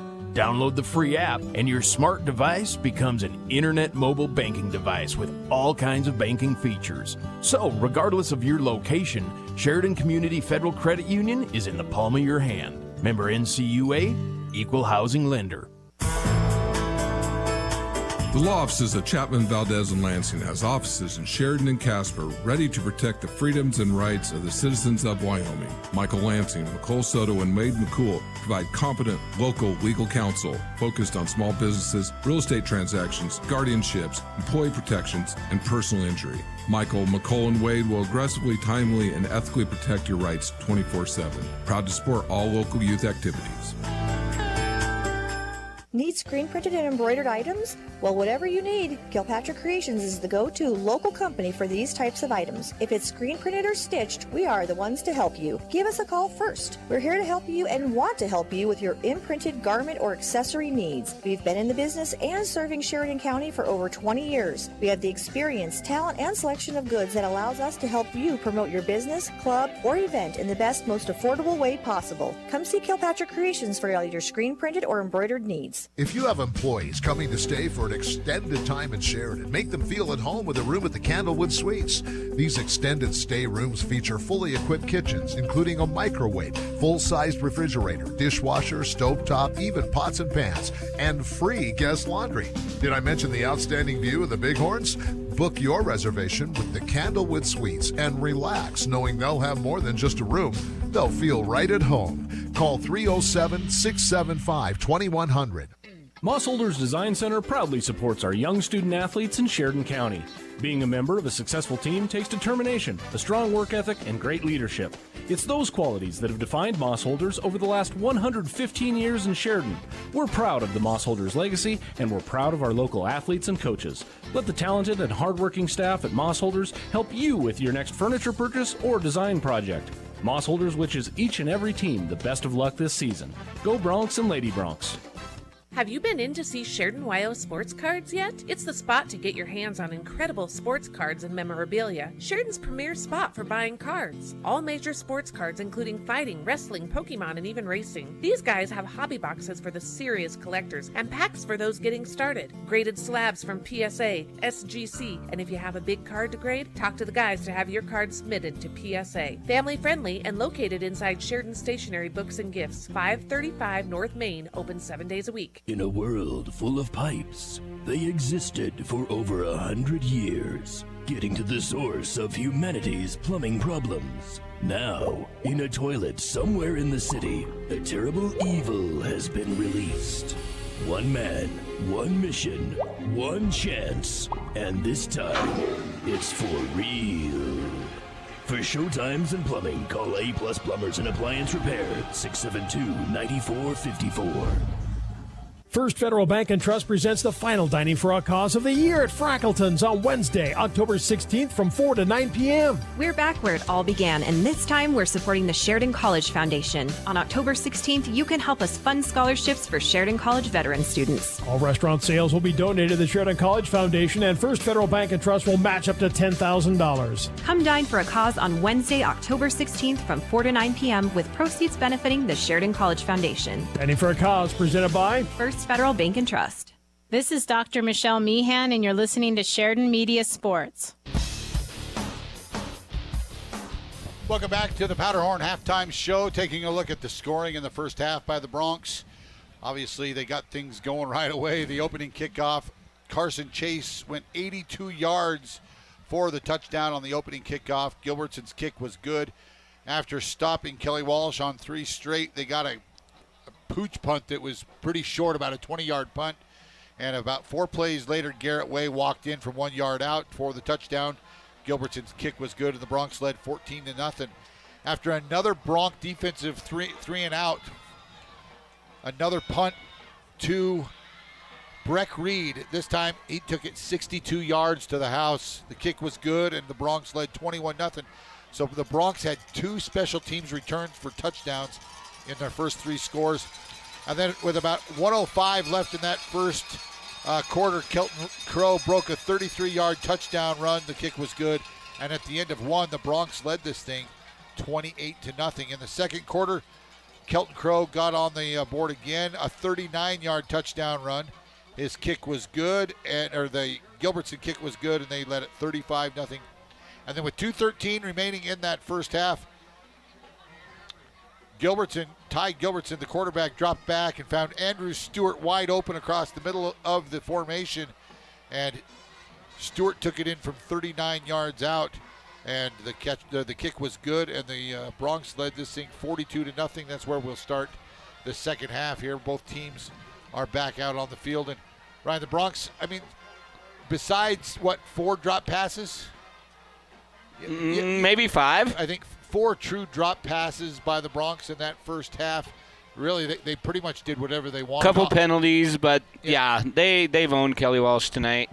But we'll see what happens. I think that a lot of these younger players are going to get a lot of snaps.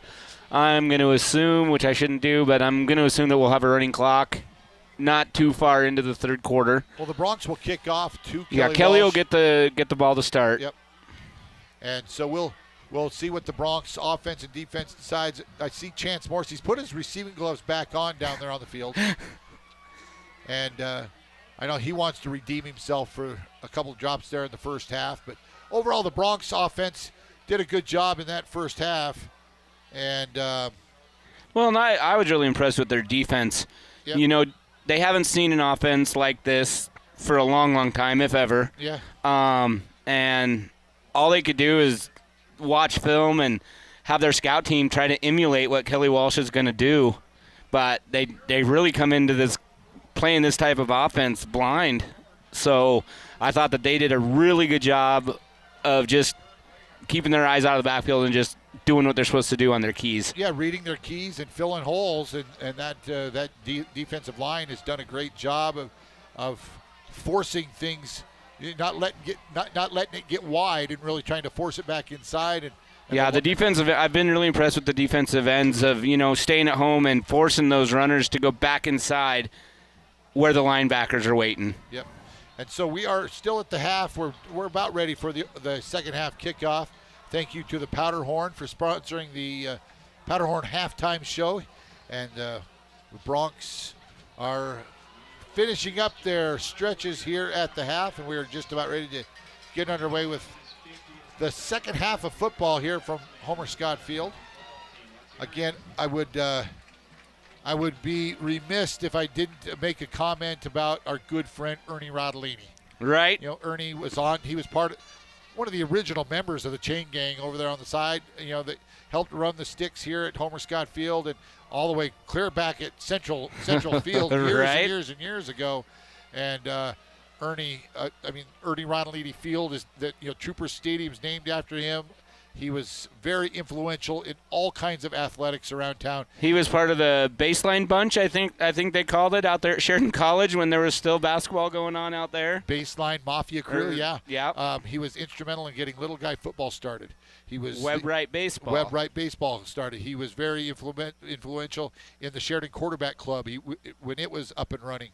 So just he did so many good things for the community athletics around town. And the community will miss Ernie Rodolini, who passed away 99 years old. He lived a great life and such a good friend to so many of us, and he will be missed. Yes, sir.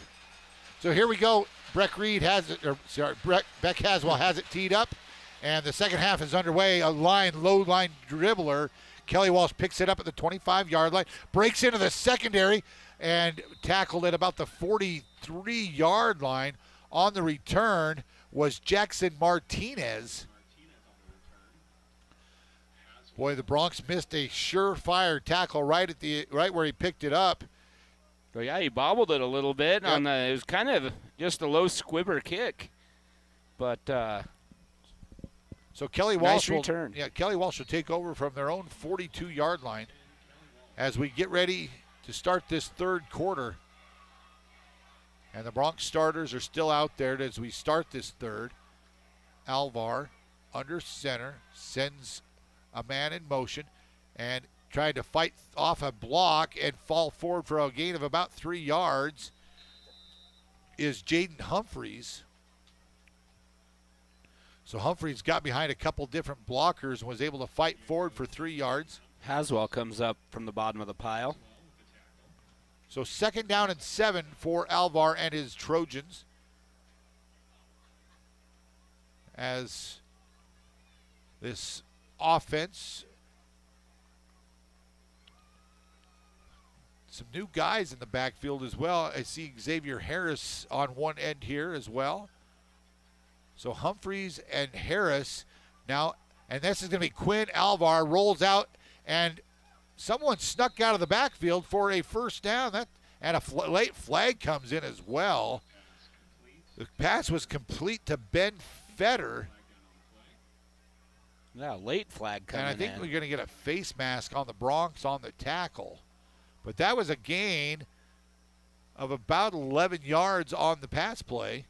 So that's the first completed pass of the night for the Trojans. And a 5-yard penalty on the Bronx. So into Bronx territory are the Trojans at the Bronx 39-yard line after the 5-yard penalty. But again, Bovey, the halfback straight behind the two end backs, Harris and Humphreys. Harris goes in motion. The toss is due. The ball's on the ground. It's picked up. I think that's Crow who picked it up, and he'll be tackled right at midfield. So Kelton Crow falls on the fumble, and he'll come over and ring that turnover bell. Just when Kelly Walsh is putting kind of a nice drive together, they had some positive plays, and then they turn it over. So the Bronc offense will come back on.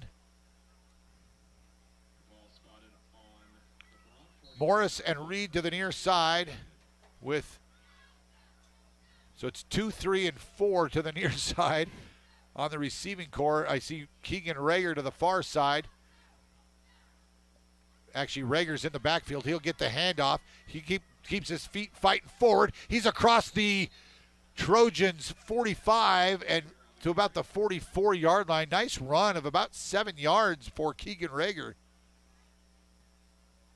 Keegan, another one of those hard-nosed wrestlers, boy, and he's got such a strong lower half. He does. The first 2 or 3 games, he wore number 32, and now he's changed to 6. Yeah, because they got these new uniforms, and so he switched. Boy, and they're looking sharp. This time Carson Chase will go in motion. Oh. And we've got I think that's going to be on the Bronx. Yeah, false start on the Bronx. I think one of these outside receivers moved. Chase was going in motion. So that'll back up the Bronx. It'll make it 2nd down and about 8 after they step off the penalty. Again, Chase goes in motion, and he'll come back. And now the Bronx, that offensive line moves again. Wow. What is going on? So that'll back him up another 5. They go from 2nd down and 3. Now it's 2nd down and 13. As the tackle on the left end. Now Chase goes back in motion across the formation. Now turns around and comes back. The snap. Wide receiver screen to Breck Reed. It's blocked well.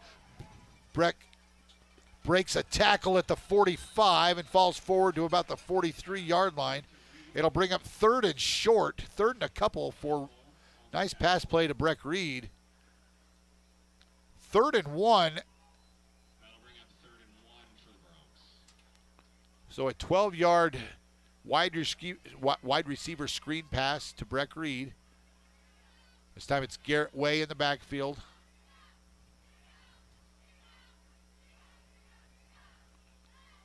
With Gilbertson, make it 4 receivers in the formation.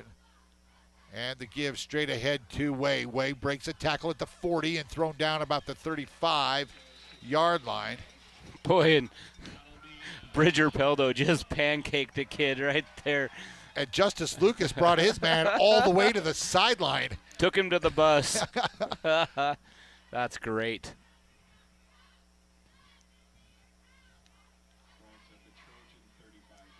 Brandon Vela bends over. He's the center. This time, a wide receiver screen. This time it's Chance Morris. If he gets in the open field, watch out. But a nice tackle there by Humphreys. Actually, that's Ben Fetter. Boy, he stayed home. He didn't bite on that little inside step that Chance tried to make. But a gain of 7 on the pass play brings up 2nd down and 3 for the Bronx. They keep moving deeper into Kelly Walsh territory. 2nd and 3. And a wide receiver now to the near side. That's Carson Chase. Chase to the 15 and drug down inside the 10 at about the 8-yard line. No flags, and it'll be 1st and goal for the Bronx. Boy, that wide receiver screen, we've seen that 6 or 7 times tonight. Three straight plays. 3 straight, yeah. Well, if you can't stop it, keep going to the well, right? Yeah. 8:05 remaining here in the third. The Bronx looking to score and push this thing into a running clock situation. This time it's a direct snap. Crow, he drops it, picks it up inside the 5, and rumbles in for the touchdown.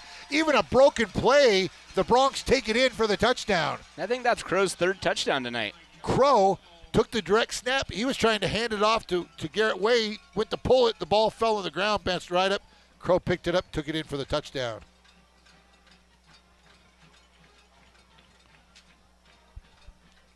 So an 8-yard touchdown run by Crow, his 3rd of the night. And that makes it 48, looking to make it 49 with Gilbertson's extra point. And the hold is good. The kick is up. And it is good. So with 7:52 remaining here in the third, the Bronx lead it 49-0 on the Range scoreboard. You're listening to Bronx football on 1410 KWYO 106.9 FM. It's been said that for every dollar spent at a locally owned business, it returns 3 times as much income into the local economy. Hi, this is Mandolin Meyer from Hospital Pharmacy West. The money you spend with a locally owned business stays in our community longer. It's just another way to recycle and help our community. When you shop local, we all win. Thank you from all of us at Hospital Pharmacy West. Hometown Pharmacy, hometown care at Hospital Pharmacy West. This is Kent Sherwood with Sheridan Physical Therapy, and you're listening to Sheridan Media Sports. Welcome back to Homer Scott Field here at Sheridan High School. The Bronx lead this thing 49-0. We will have a running clock the remainder of the ball game. Ryan, the Kelly Walsh defense, they're ranked 4th in 4A. They give up 204 yards a game, and they were the best. They were the number 1 rush defense team in the 4A. They were only giving up 56 yards a game on rushing the ball. The Bronx have gashed them. I bet the Bronx Well, Crow has more than that on his own. Absolutely. So the Bronx have well over 100 yards rushing tonight. Short kick this time by Haswell from the 5 is Landon Walker. He's across the 20, stood up at the 25, and tackled at about the 26-yard line. And Josh Freed coming off the bottom of the pile. Freiberger and Freed, I think, were the first 2 there. So the clock is now running. And this is the first time Kelly Walsh has been in this situation all year. They are 3-1. They lost their opening game of the season to Campbell County 34-0, but then they've won the last 3. So a running clock situation now for the remainder of this ball game. Alvar in the gun. 2 receivers to the near side. The snap way over Alvar's head, but he falls on it.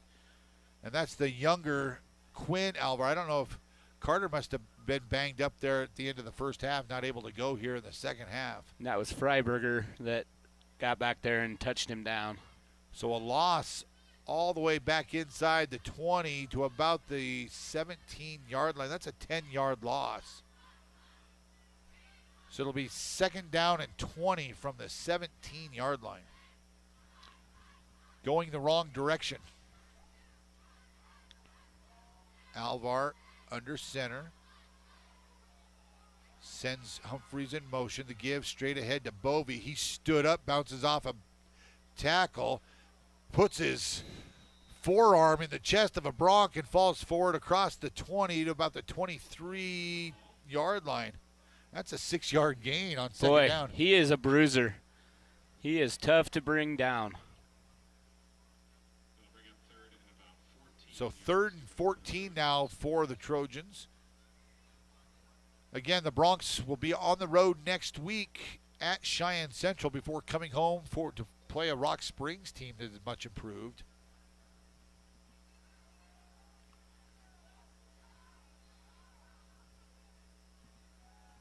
This time an all-out screen. Oh, and it's tipped. It's tipped and intercepted by Haswell. And then they tackled him at the 1.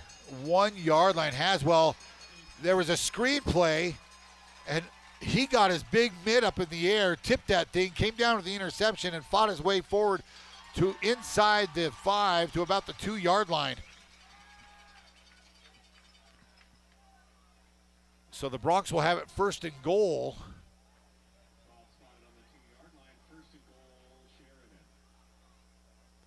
And the Bronx offense back out on the field. And this time, looks like it's Blaine Phillips now at the quarterback spot. It is Blaine. It goes through his hand, and he'll fall on it at the 11-yard line. Yep, starting to see some of these younger kids get rotated in. Well, now that with the running clock, I see Braxton Crow in the backfield now for the Bronx. Also, Lathan Underwood, I think, is in there. So Phillips, the give is to Crow. Crow across the 10 to about the 6-yard line. It's going to bring up 3rd and goal for the Bronx from the 6. Makai Bovey on the tackle there. So Blaine Phillips, the backup quarterback, he's a junior in running the offense now. He had a big touchdown run last week against East in the 2nd half. Underwood, the give. He's at the 5, fighting forward to about the 1. It'll be 4th and goal for the Bronx from the 1-yard line. And you know they're going to go for it. Well, yeah, you have to go for it here. Well, and I think we've still got the starting offensive line in there. So 3:25 to go here in the 3rd. And it's 4th and goal at the 1-yard line. Dominic Johnson now in the backfield with Phillips, and the give is to Johnson, and Dominic's in for the 1-yard touchdown. The Bronx are on the board again.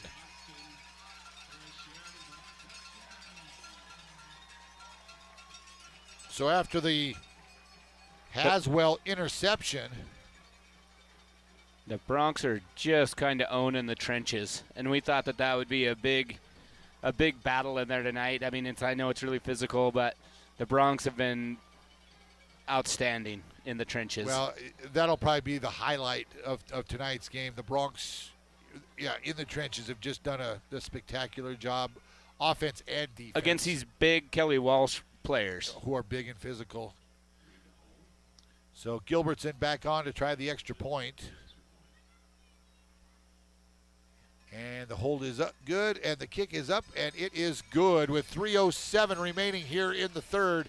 It's the Bronx 56, Kelly Walsh nothing. You're listening to Bronx Football on 1410 KWIO, 106.9 FM, streaming live at SheridanMedia.com.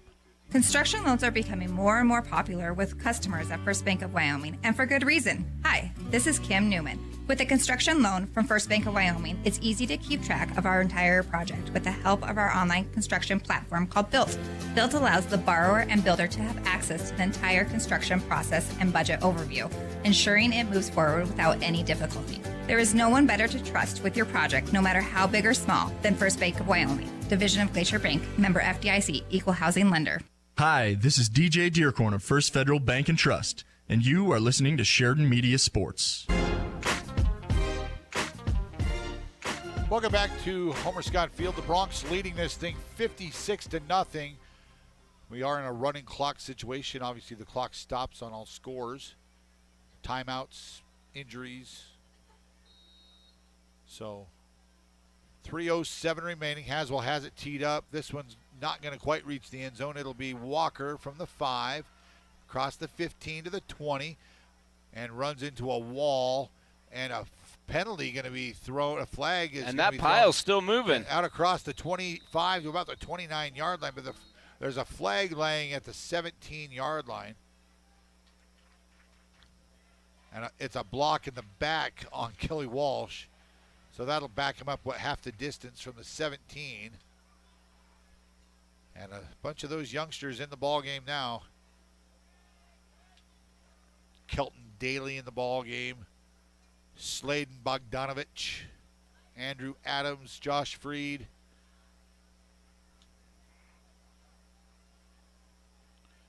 So they'll back the ball all the way up inside the 10-yard line. And at about the 9. So it'll be 1st and 10 for the Trojans at the 9-yard line.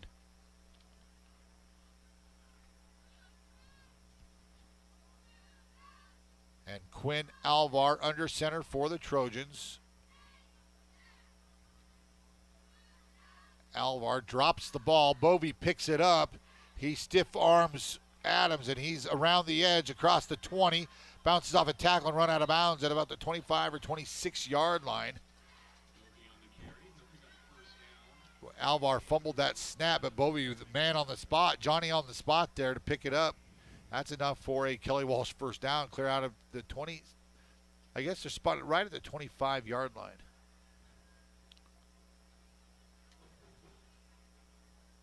So you take a look at the rest of the season. The Bronx at Central next week. Central has 1 win on the year. They were losing to Thunder Basin 10-7 at halftime. Then they are home to Rock Springs. Rock Springs 2-2, but they're winning tonight. And then they're home for Campbell County, and then on the road at Laramie to end the season. So the regular season anyway. Bronx defense gives up a couple yards that time. It looks like it's Humphreys, the back from his backside. Campbell County now leading Laramie 20-7 in the fourth quarter. East and Natrona tied at 7. That's a good ball game. Thunder Basin leading Cheyenne Central 22-7. Rock Springs over Cheyenne South 58-0 in the third quarter, and then 56-0 Sheridan here at Homer Scott Field. Alvar the toss. This time it's Hunter Isaac. Isaac stacked up after a short gain of about 1. But those Bronc defenders, even the backups, reading their keys, filling holes, and not allowing much. It's going to be second down. And in the fourth quarter, Bighorn is leading 42-0 over Burns. As they should be. That Burns is struggling a little bit this year as well.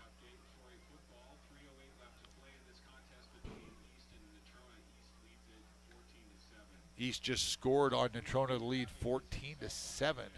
We're under 20 seconds to go here in the third. So Alvar, one more time, actually goes in the gun. This time 2 receivers to the near side. Sends a man in motion, and he keeps it looking for a block.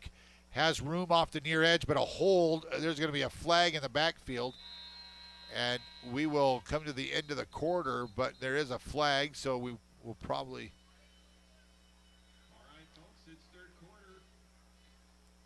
Holding on the offense. Holding on the offense. So they'll step this off because it was a first down run. And it's from the spot of the foul. Right. So it'll be third down and about 16. But the quarter is over. We will go to the fourth quarter. The Bronx lead this thing 56-0. You're listening to Bronx football on 1410 KWYO at 106.9 FM, also streaming live at SheridanMedia.com.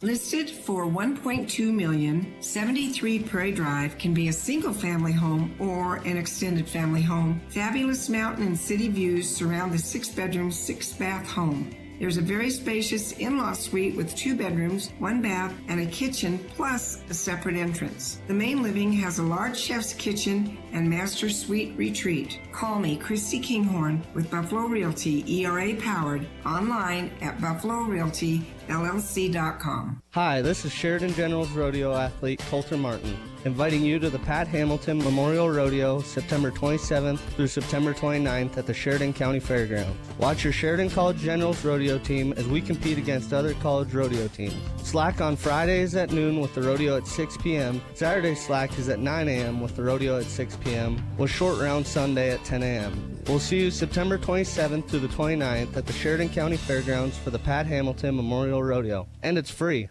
This is Dr. Dana Leroy with Leroy Family Dental, and you're listening to Sheridan Media Sports. Welcome back to Bronx football here on 1410 KWIO 106.9 FM. Shane Parker and Ryan Parker bringing you all the Bronx action tonight. Third down and 17 for Kelly Walsh. Straight dive for the quarterback ahead out across the 20 to about the 25-yard line, where it'll bring up 4th and 10 for Kelly Walsh. That was just a straight dive by the quarterback. I think that was Atnip who came in at quarterback that time. And they're going to have him stay in as the clock will continue to run on this, obviously, running clock now, 56-0 for the Bronx. Yeah, we haven't seen Carter Alvar in the game since in the second half. That last play of the first half. He took a beating in the first half. So Atnip in the gun. And again, he's going to pooch punt it, and it was blocked.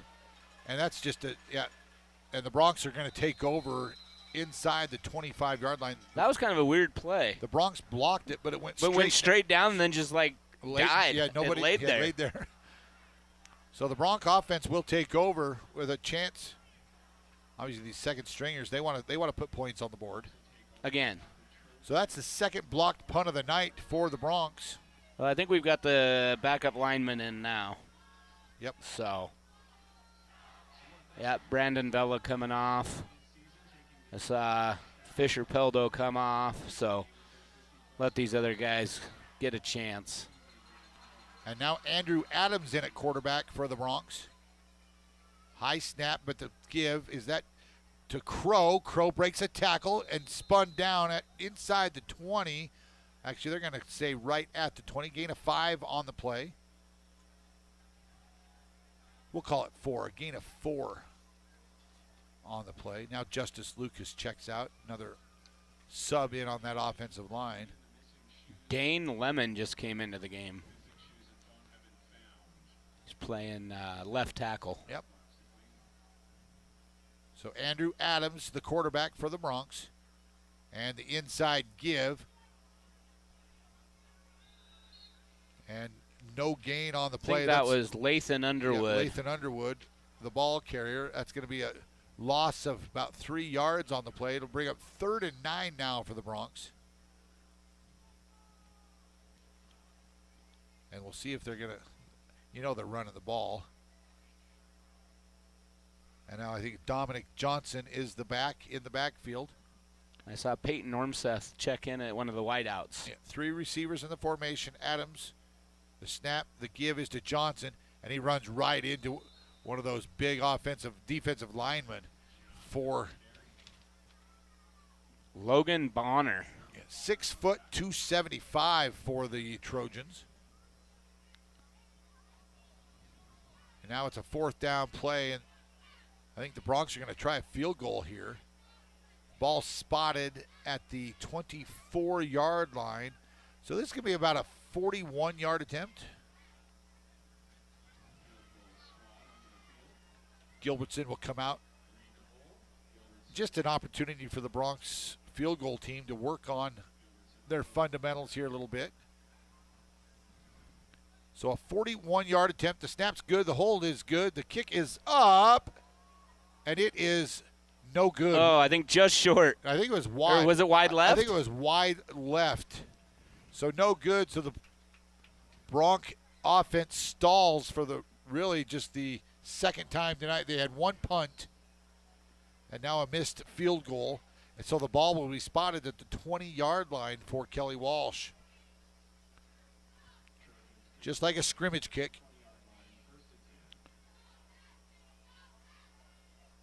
So the Kelly Walsh offense, the quarterback will be Atnip. He comes back in. Logan Atnip.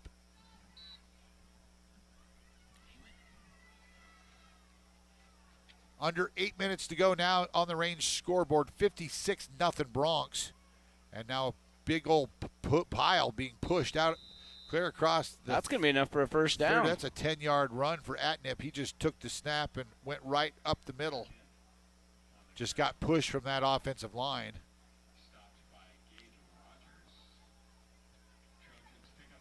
So the Bronx are going to move to 5-0 on the season. 36 straight wins. 36 consecutive wins. Jeff Mowry will pick up win number 67 in his career against just 9 losses. Simply dominating. And the give straight ahead, and that's going to be about a yard gain. I think it was Humphreys coming off the bottom of the pile. Actually, Parker Gilbert on the carry for the Trojans.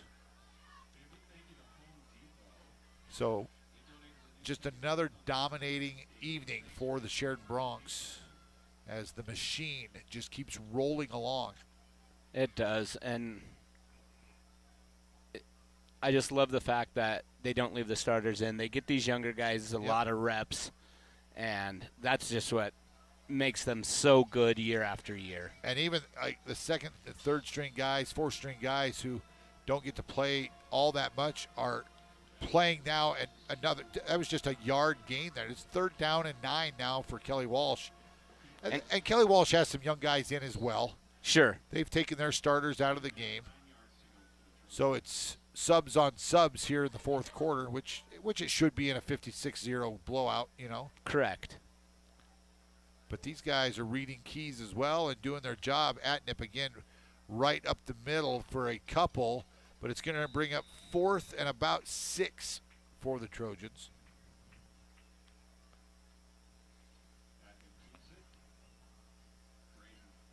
I think Braden Brutlog off the bottom of the pile for the Bronx. As we approach 5.5 minutes left here.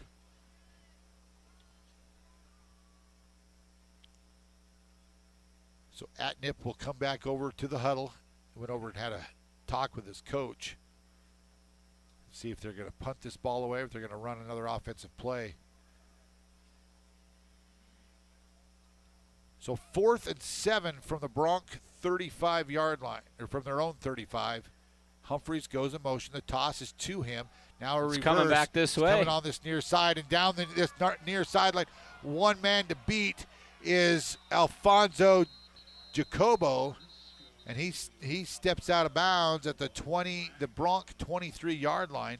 So a big first down play, or fourth down play for the Trojans. Little razzle dazzle.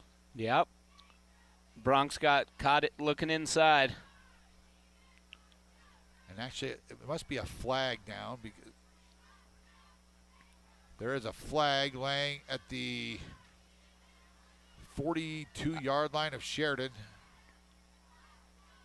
So they're going to step that off. So it's against Kelly Walsh. Yep. I'm thinking it could have been a block in the back. But it's still going to be a first down.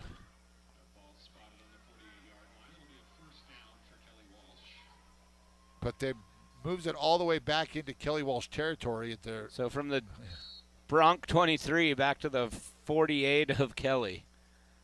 So pretty big penalty, even though they did pick up the first down. So the Bronx defensive guys on the field now will be aware of that. Now a toss, and fighting forward for a couple yards is Xavier Harris. Harris across midfield, tackled at the Bronx 49-yard line, a pickup of 3. The Kelly Walsh offense averaging 260 yards a game. They had a huge one last week. They rushed the ball for 361 yards last week against Thunder Basin.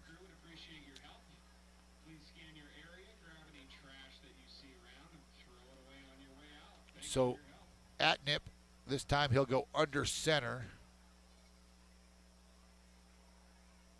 Send a man in motion, and it's going to be Jacobo, and he's off the right side.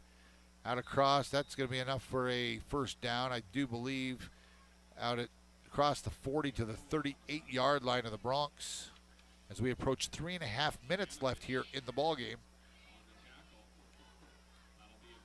Coming up on the First Federal Bank and Trust post-game show, we will take a look at final scores from around the state, especially here in 4A, and we'll also hear from head coach Jeff Mowry and his thoughts on tonight's ball game, and look forward to a long road trip to Cheyenne next week. Again, Atnip, he'll just go right A gap, and he'll fight forward across the 35 to about the 34-yard line as Kelly Walsh fights. They try to get some points on the board. The Bronx looking for their third shutout of the season. Only given up 25 points in 5 games. Yep.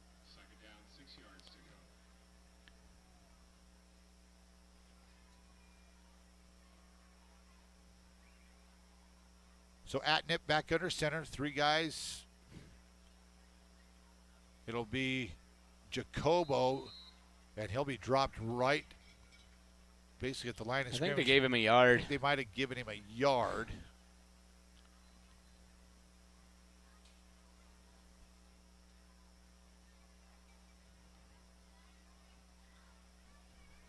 So 2 minutes now to go here in the ball game. And it's 3rd down, and we'll call it 3rd and 5. Ball placed at the 33-yard line.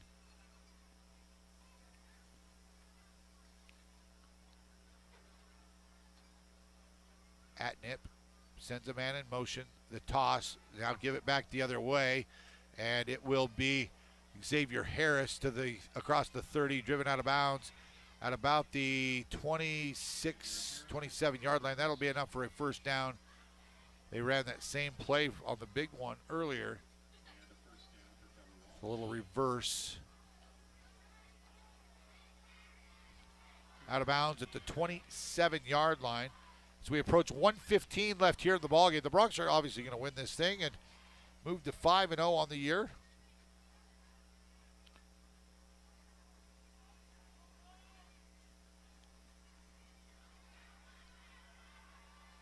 Atnip back under center. Should have been a false start. 2 guys in motion at the same time. But they give it to Jacobo straight ahead. At this juncture of the game, let it go. Well, you saw the white hat. He's like, he put his arms out. Don't call it. Don't call it. No. Let's get out of here. We already started a half an hour late. So we're now maybe one more snap of the ball, and this game will be final. What another dominating performance. So Jacobo gives it to Humphreys. Actually, that's Harris. Harris is going to be tackled at about the 19-yard line, and that is going to do it.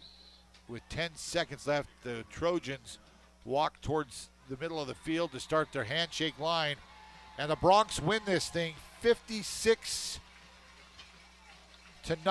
over the previously 3-1 5th-ranked Kelly Walsh Trojans. in dominating fashion. The Bronx moved to 5-0 on the year. We're going to take a timeout. When we come back, we will have the First Federal Bank and Trust postgame show.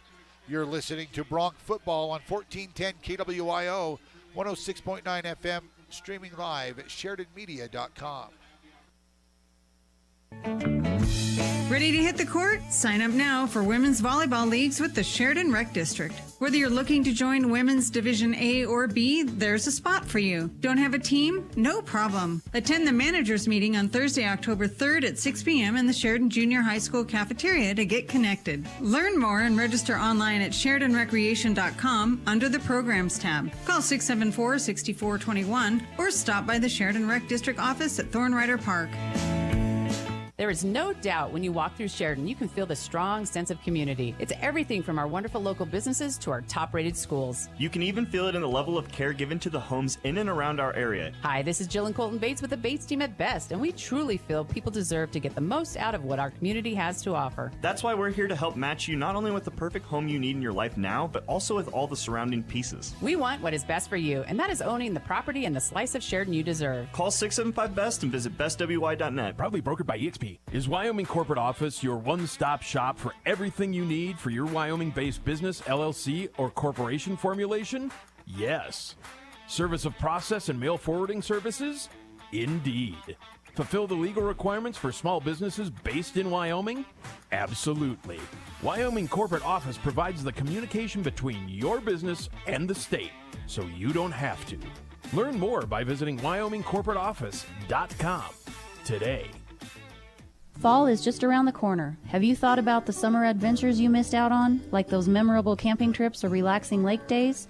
At Campco Federal Credit Union, we understand how important it is to meet your financial goals, no matter the time of year. That's why we're here to help you with a savings account tailored to your needs. Whether you're planning for future adventures or preparing for the holidays, Campco Federal Credit Union has got you covered. Visit us today and let us help you achieve your financial dreams for any season. Campco Federal Credit Union, NCUA, and Equal Housing Lender. Farmers Co-op, home of the 99-cent soda, invites you to start your day off right with that first cup of Morning Joe and a little something to go from their awesome bakery rack. Then come back for lunch. By now, I know you've heard me talk about their mouth-watering sausages, but they also have a variety of hot and cold sandwiches along with a soup of the day. They really do have it all at Farmers Co-op, 1450 Coffeen Avenue in Sheridan. Celebrate Security State Bank's 95th anniversary with You Choose Rewards, where you can earn points towards great rewards every time you use your Security State Bank Visa debit card. The points can be redeemed for cash, travel, event tickets, gift cards from popular retailers, merchandise, and more. Stop by Security State Bank in Sheridan, Gillette, Worland, Graybull, or Basin and register your Security State Bank debit card to start earning You Choose Rewards today. Security State Bank, FDIC insured. Whether you're starting a business, safeguarding your assets for future generations, or navigating the complexities of property transactions, McCool Law Firm LLC in Sheridan provides tailored solutions that ensure your success. McCool Law Firm understands that each case is unique, and it is committed to delivering personalized service that will exceed your expectations. McCool Law Firm, protecting your legacy, stepping up to bat for you. Find out more and schedule a consultation at McCoolLawFirmLLC.com or call 307-461-9240. The weather is so unpredictable this time of year. Is your vehicle or your tires ready? Chris Hayden with Waring Sheridan Chevrolet. Bob, with our tire price match guarantee, you don't have to wait for a tire sale. We carry all the brand name tires at the guaranteed lowest price. If your vehicle's in need of any mechanical repairs, we have the latest in diagnostic and repair equipment. Waring Chevrolet is your full service dealership, and we value your business. Schedule online at waringsheridan.com or call us 674-6419. Hi, I'm County Commissioner Christy Haswell, and you're listening to Sheridan Media Sports. Welcome back to Sheridan High School's Homer Scott Field for the First Federal Bank and Trust postgame show. The Bronx celebrating on the turf here at the stadium. 56-0 the final tonight over the Kelly Walsh Trojans. The Bronx moved to 5-0 on the season. Kelly Walsh falls to 3-2. They're still probably going to, they've got 3 wins. They're going to make the playoffs. Absolutely. For sure. They'll just be fighting for a seeding now. Bronx, obviously, they're going to continue to fight to have home field advantage throughout the playoff, Yeah, and this scene on the field right now never gets old. Yep. I mean, you got the fans, you got the students, all the players out there. They're all, week after week. I just love it. Bronx scored 8 touchdowns tonight. Kelton Crow gets 3 of those. He had a couple big ones, a 33-yard touchdown run, a 39-yard touchdown run, and an 8-yard touchdown run. Carson Chase took the opening kickoff back 82 yards for the touchdown. They had a punt return for a touchdown. That was Breck Reed, a 62-yarder. Andrew Stewart caught a 39-yard touchdown pass. That's his first Bronc touchdown in a Bronc uniform. Garrett Way had a 1-yard touchdown run, and then Dominic Johnson also with a 1-yard touchdown run there when the subs were in, and the Bronx just run away with this thing 56-0. Yeah, dominating performance once again. I was really impressed by the guys in the trenches tonight. The Hogs. The Hogs. I was just gonna say they got down and dirty tonight, didn't they? Yeah, and they were fun to watch. As we continue here on the First Federal Bank and Trust postgame show, head coach Jeff Mowry will be joining us here shortly. Taking a look at those other scores from around the state, some close ones. Campbell County finally pulled away from Laramie. They were up 31-7 in the fourth quarter. Cheyenne East and Natrona County East leading 14-7. That game's got to be just about over as well. That's a final. 14-7 East beat Natrona. 14-13. Natrona missed the extra point. Had it blocked. So East wins that thing 14-13. That's Natrona's third consecutive loss. They fall to 2-3. It'd be interesting to see when the last time Natrona lost 3 in a row. Right. Thunder Basin leading Cheyenne Central 22-14, so that one's close. Rock Springs beat South 58-0 last time we heard, and then obviously this game 56-0. And the last update we had in Class 2A, Bighorn was leading Burns 42-0 in the fourth quarter. So we will try to get a final for you from that as well. We're going to take a quick break. When we come back, we will have head coach Jeff Mowry. You're listening to Bronc Football Postgame Show, brought to you by First Federal Bank and Trust, right here on 1410 KWYO and 106.9 FM. Mossholders Design Center proudly supports our young student athletes in Sheridan County. Being a member of a successful team takes determination, a strong work ethic, and great leadership. It's those qualities that have defined Mossholders over the last 115 years in Sheridan. We're proud of the Mossholders legacy, and we're proud of our local athletes and coaches. Let the talented and hardworking staff at Mossholders help you with your next furniture purchase or design project. Mossholders wishes each and every team the best of luck this season. Go Bronx and Lady Bronx. In a place where honesty and hard work define us, there's a bank that's fully invested in Wyoming. The banks of Buffalo, Gillette, and Sheridan. We understand that business owners are the backbone of our communities. And whether you run a ranch, a restaurant, or a retail store, we're here to support you with a range of account options and personalized services without all the unexpected fees. Because when your business succeeds, our communities thrive. Visit buffalofed.bank for all your business banking needs. Member FDIC, Equal Housing Lender. Texting and driving. Texting and driving?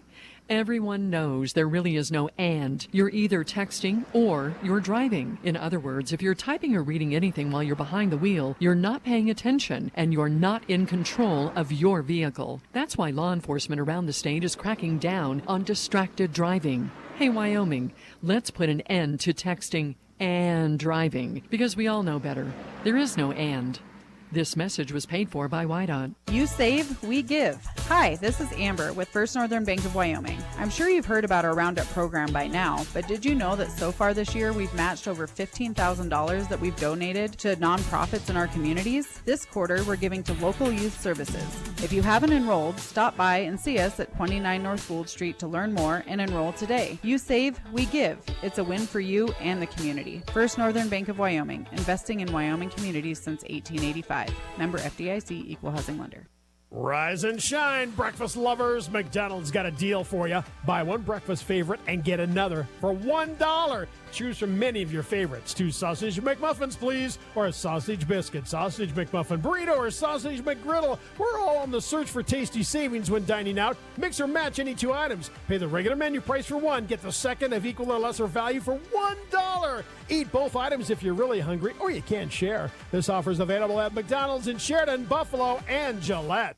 Hi, I'm Dr. Addison Dempsey, audiologist from EBIA Hearing and Sound. Did you know there's a correlation between untreated hearing loss and cognitive decline? Missing out on sounds deprives your brain of proper stimulation. Just like your body, your brain needs exercise. Wearing hearing aids can help keep your brain active, engaged, and healthy. Ensure you don't miss out on a thing. Include a quick and easy hearing test as part of your routine health checkups. Call and schedule your test and free hearing aid demo today. EBIA Hearing, 674-8920. That's 674-8920.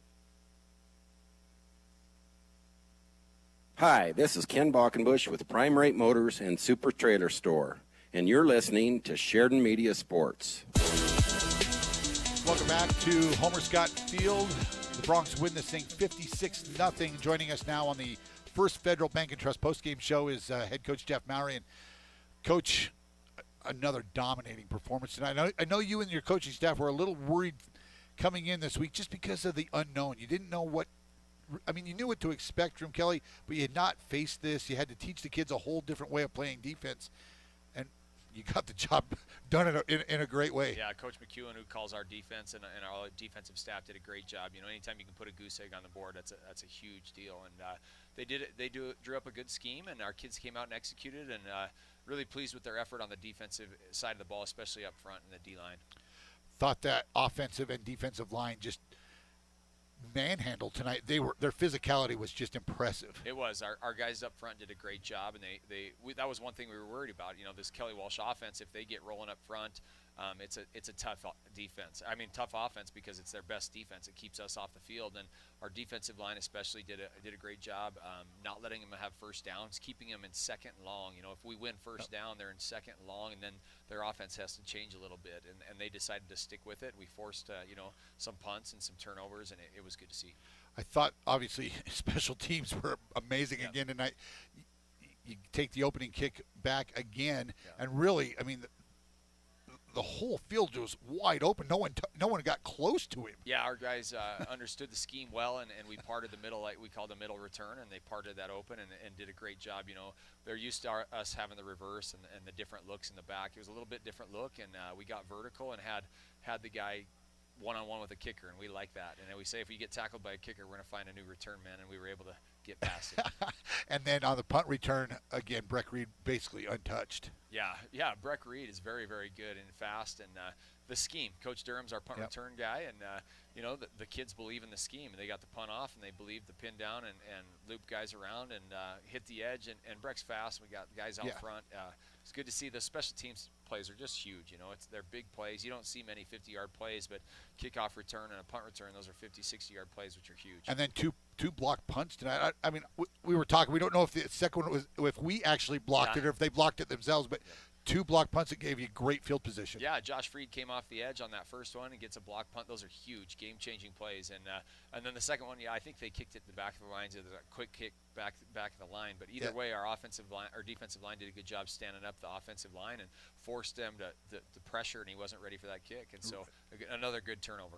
You guys, I know you guys focus and you put a lot of emphasis on special teams, but you've scored a special teams touchdown, I think, in 5 straight games now. Yeah, that's fun. Our kids believe in it, and it's good to see guys get out there. You know, there may not be on starters on offense or defense, but they're starters on special teams, and we believe that's just as important, or if not more important, than starting on offense or defense. Those special teams are huge, and as you've seen, we can score points on them, we can change field position, we can make momentum-changing plays, and our guys believe in that, and we've got to keep that going. So we turn our focus now to a long road trip, really the first long road trip of the year. Next week you got to go on the road.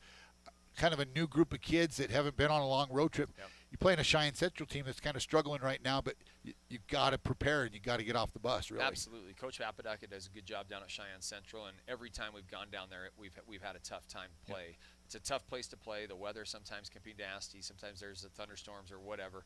And you're right, we haven't been on a bus trip. You know, we've gone on some short bus trips, but we haven't been on a long one. So it's a different mindset. You've got to, we're going to leave first thing in the morning and spend all day on a bus, and then we got to get off and ready to play, and we've got to start fast like we did tonight. And so Coach Apodaca, at the beginning of the season, I picked them to be much better. He hasn't had the season he likes, but he's got the talent there, and they can put it together. So we've got to be ready to play.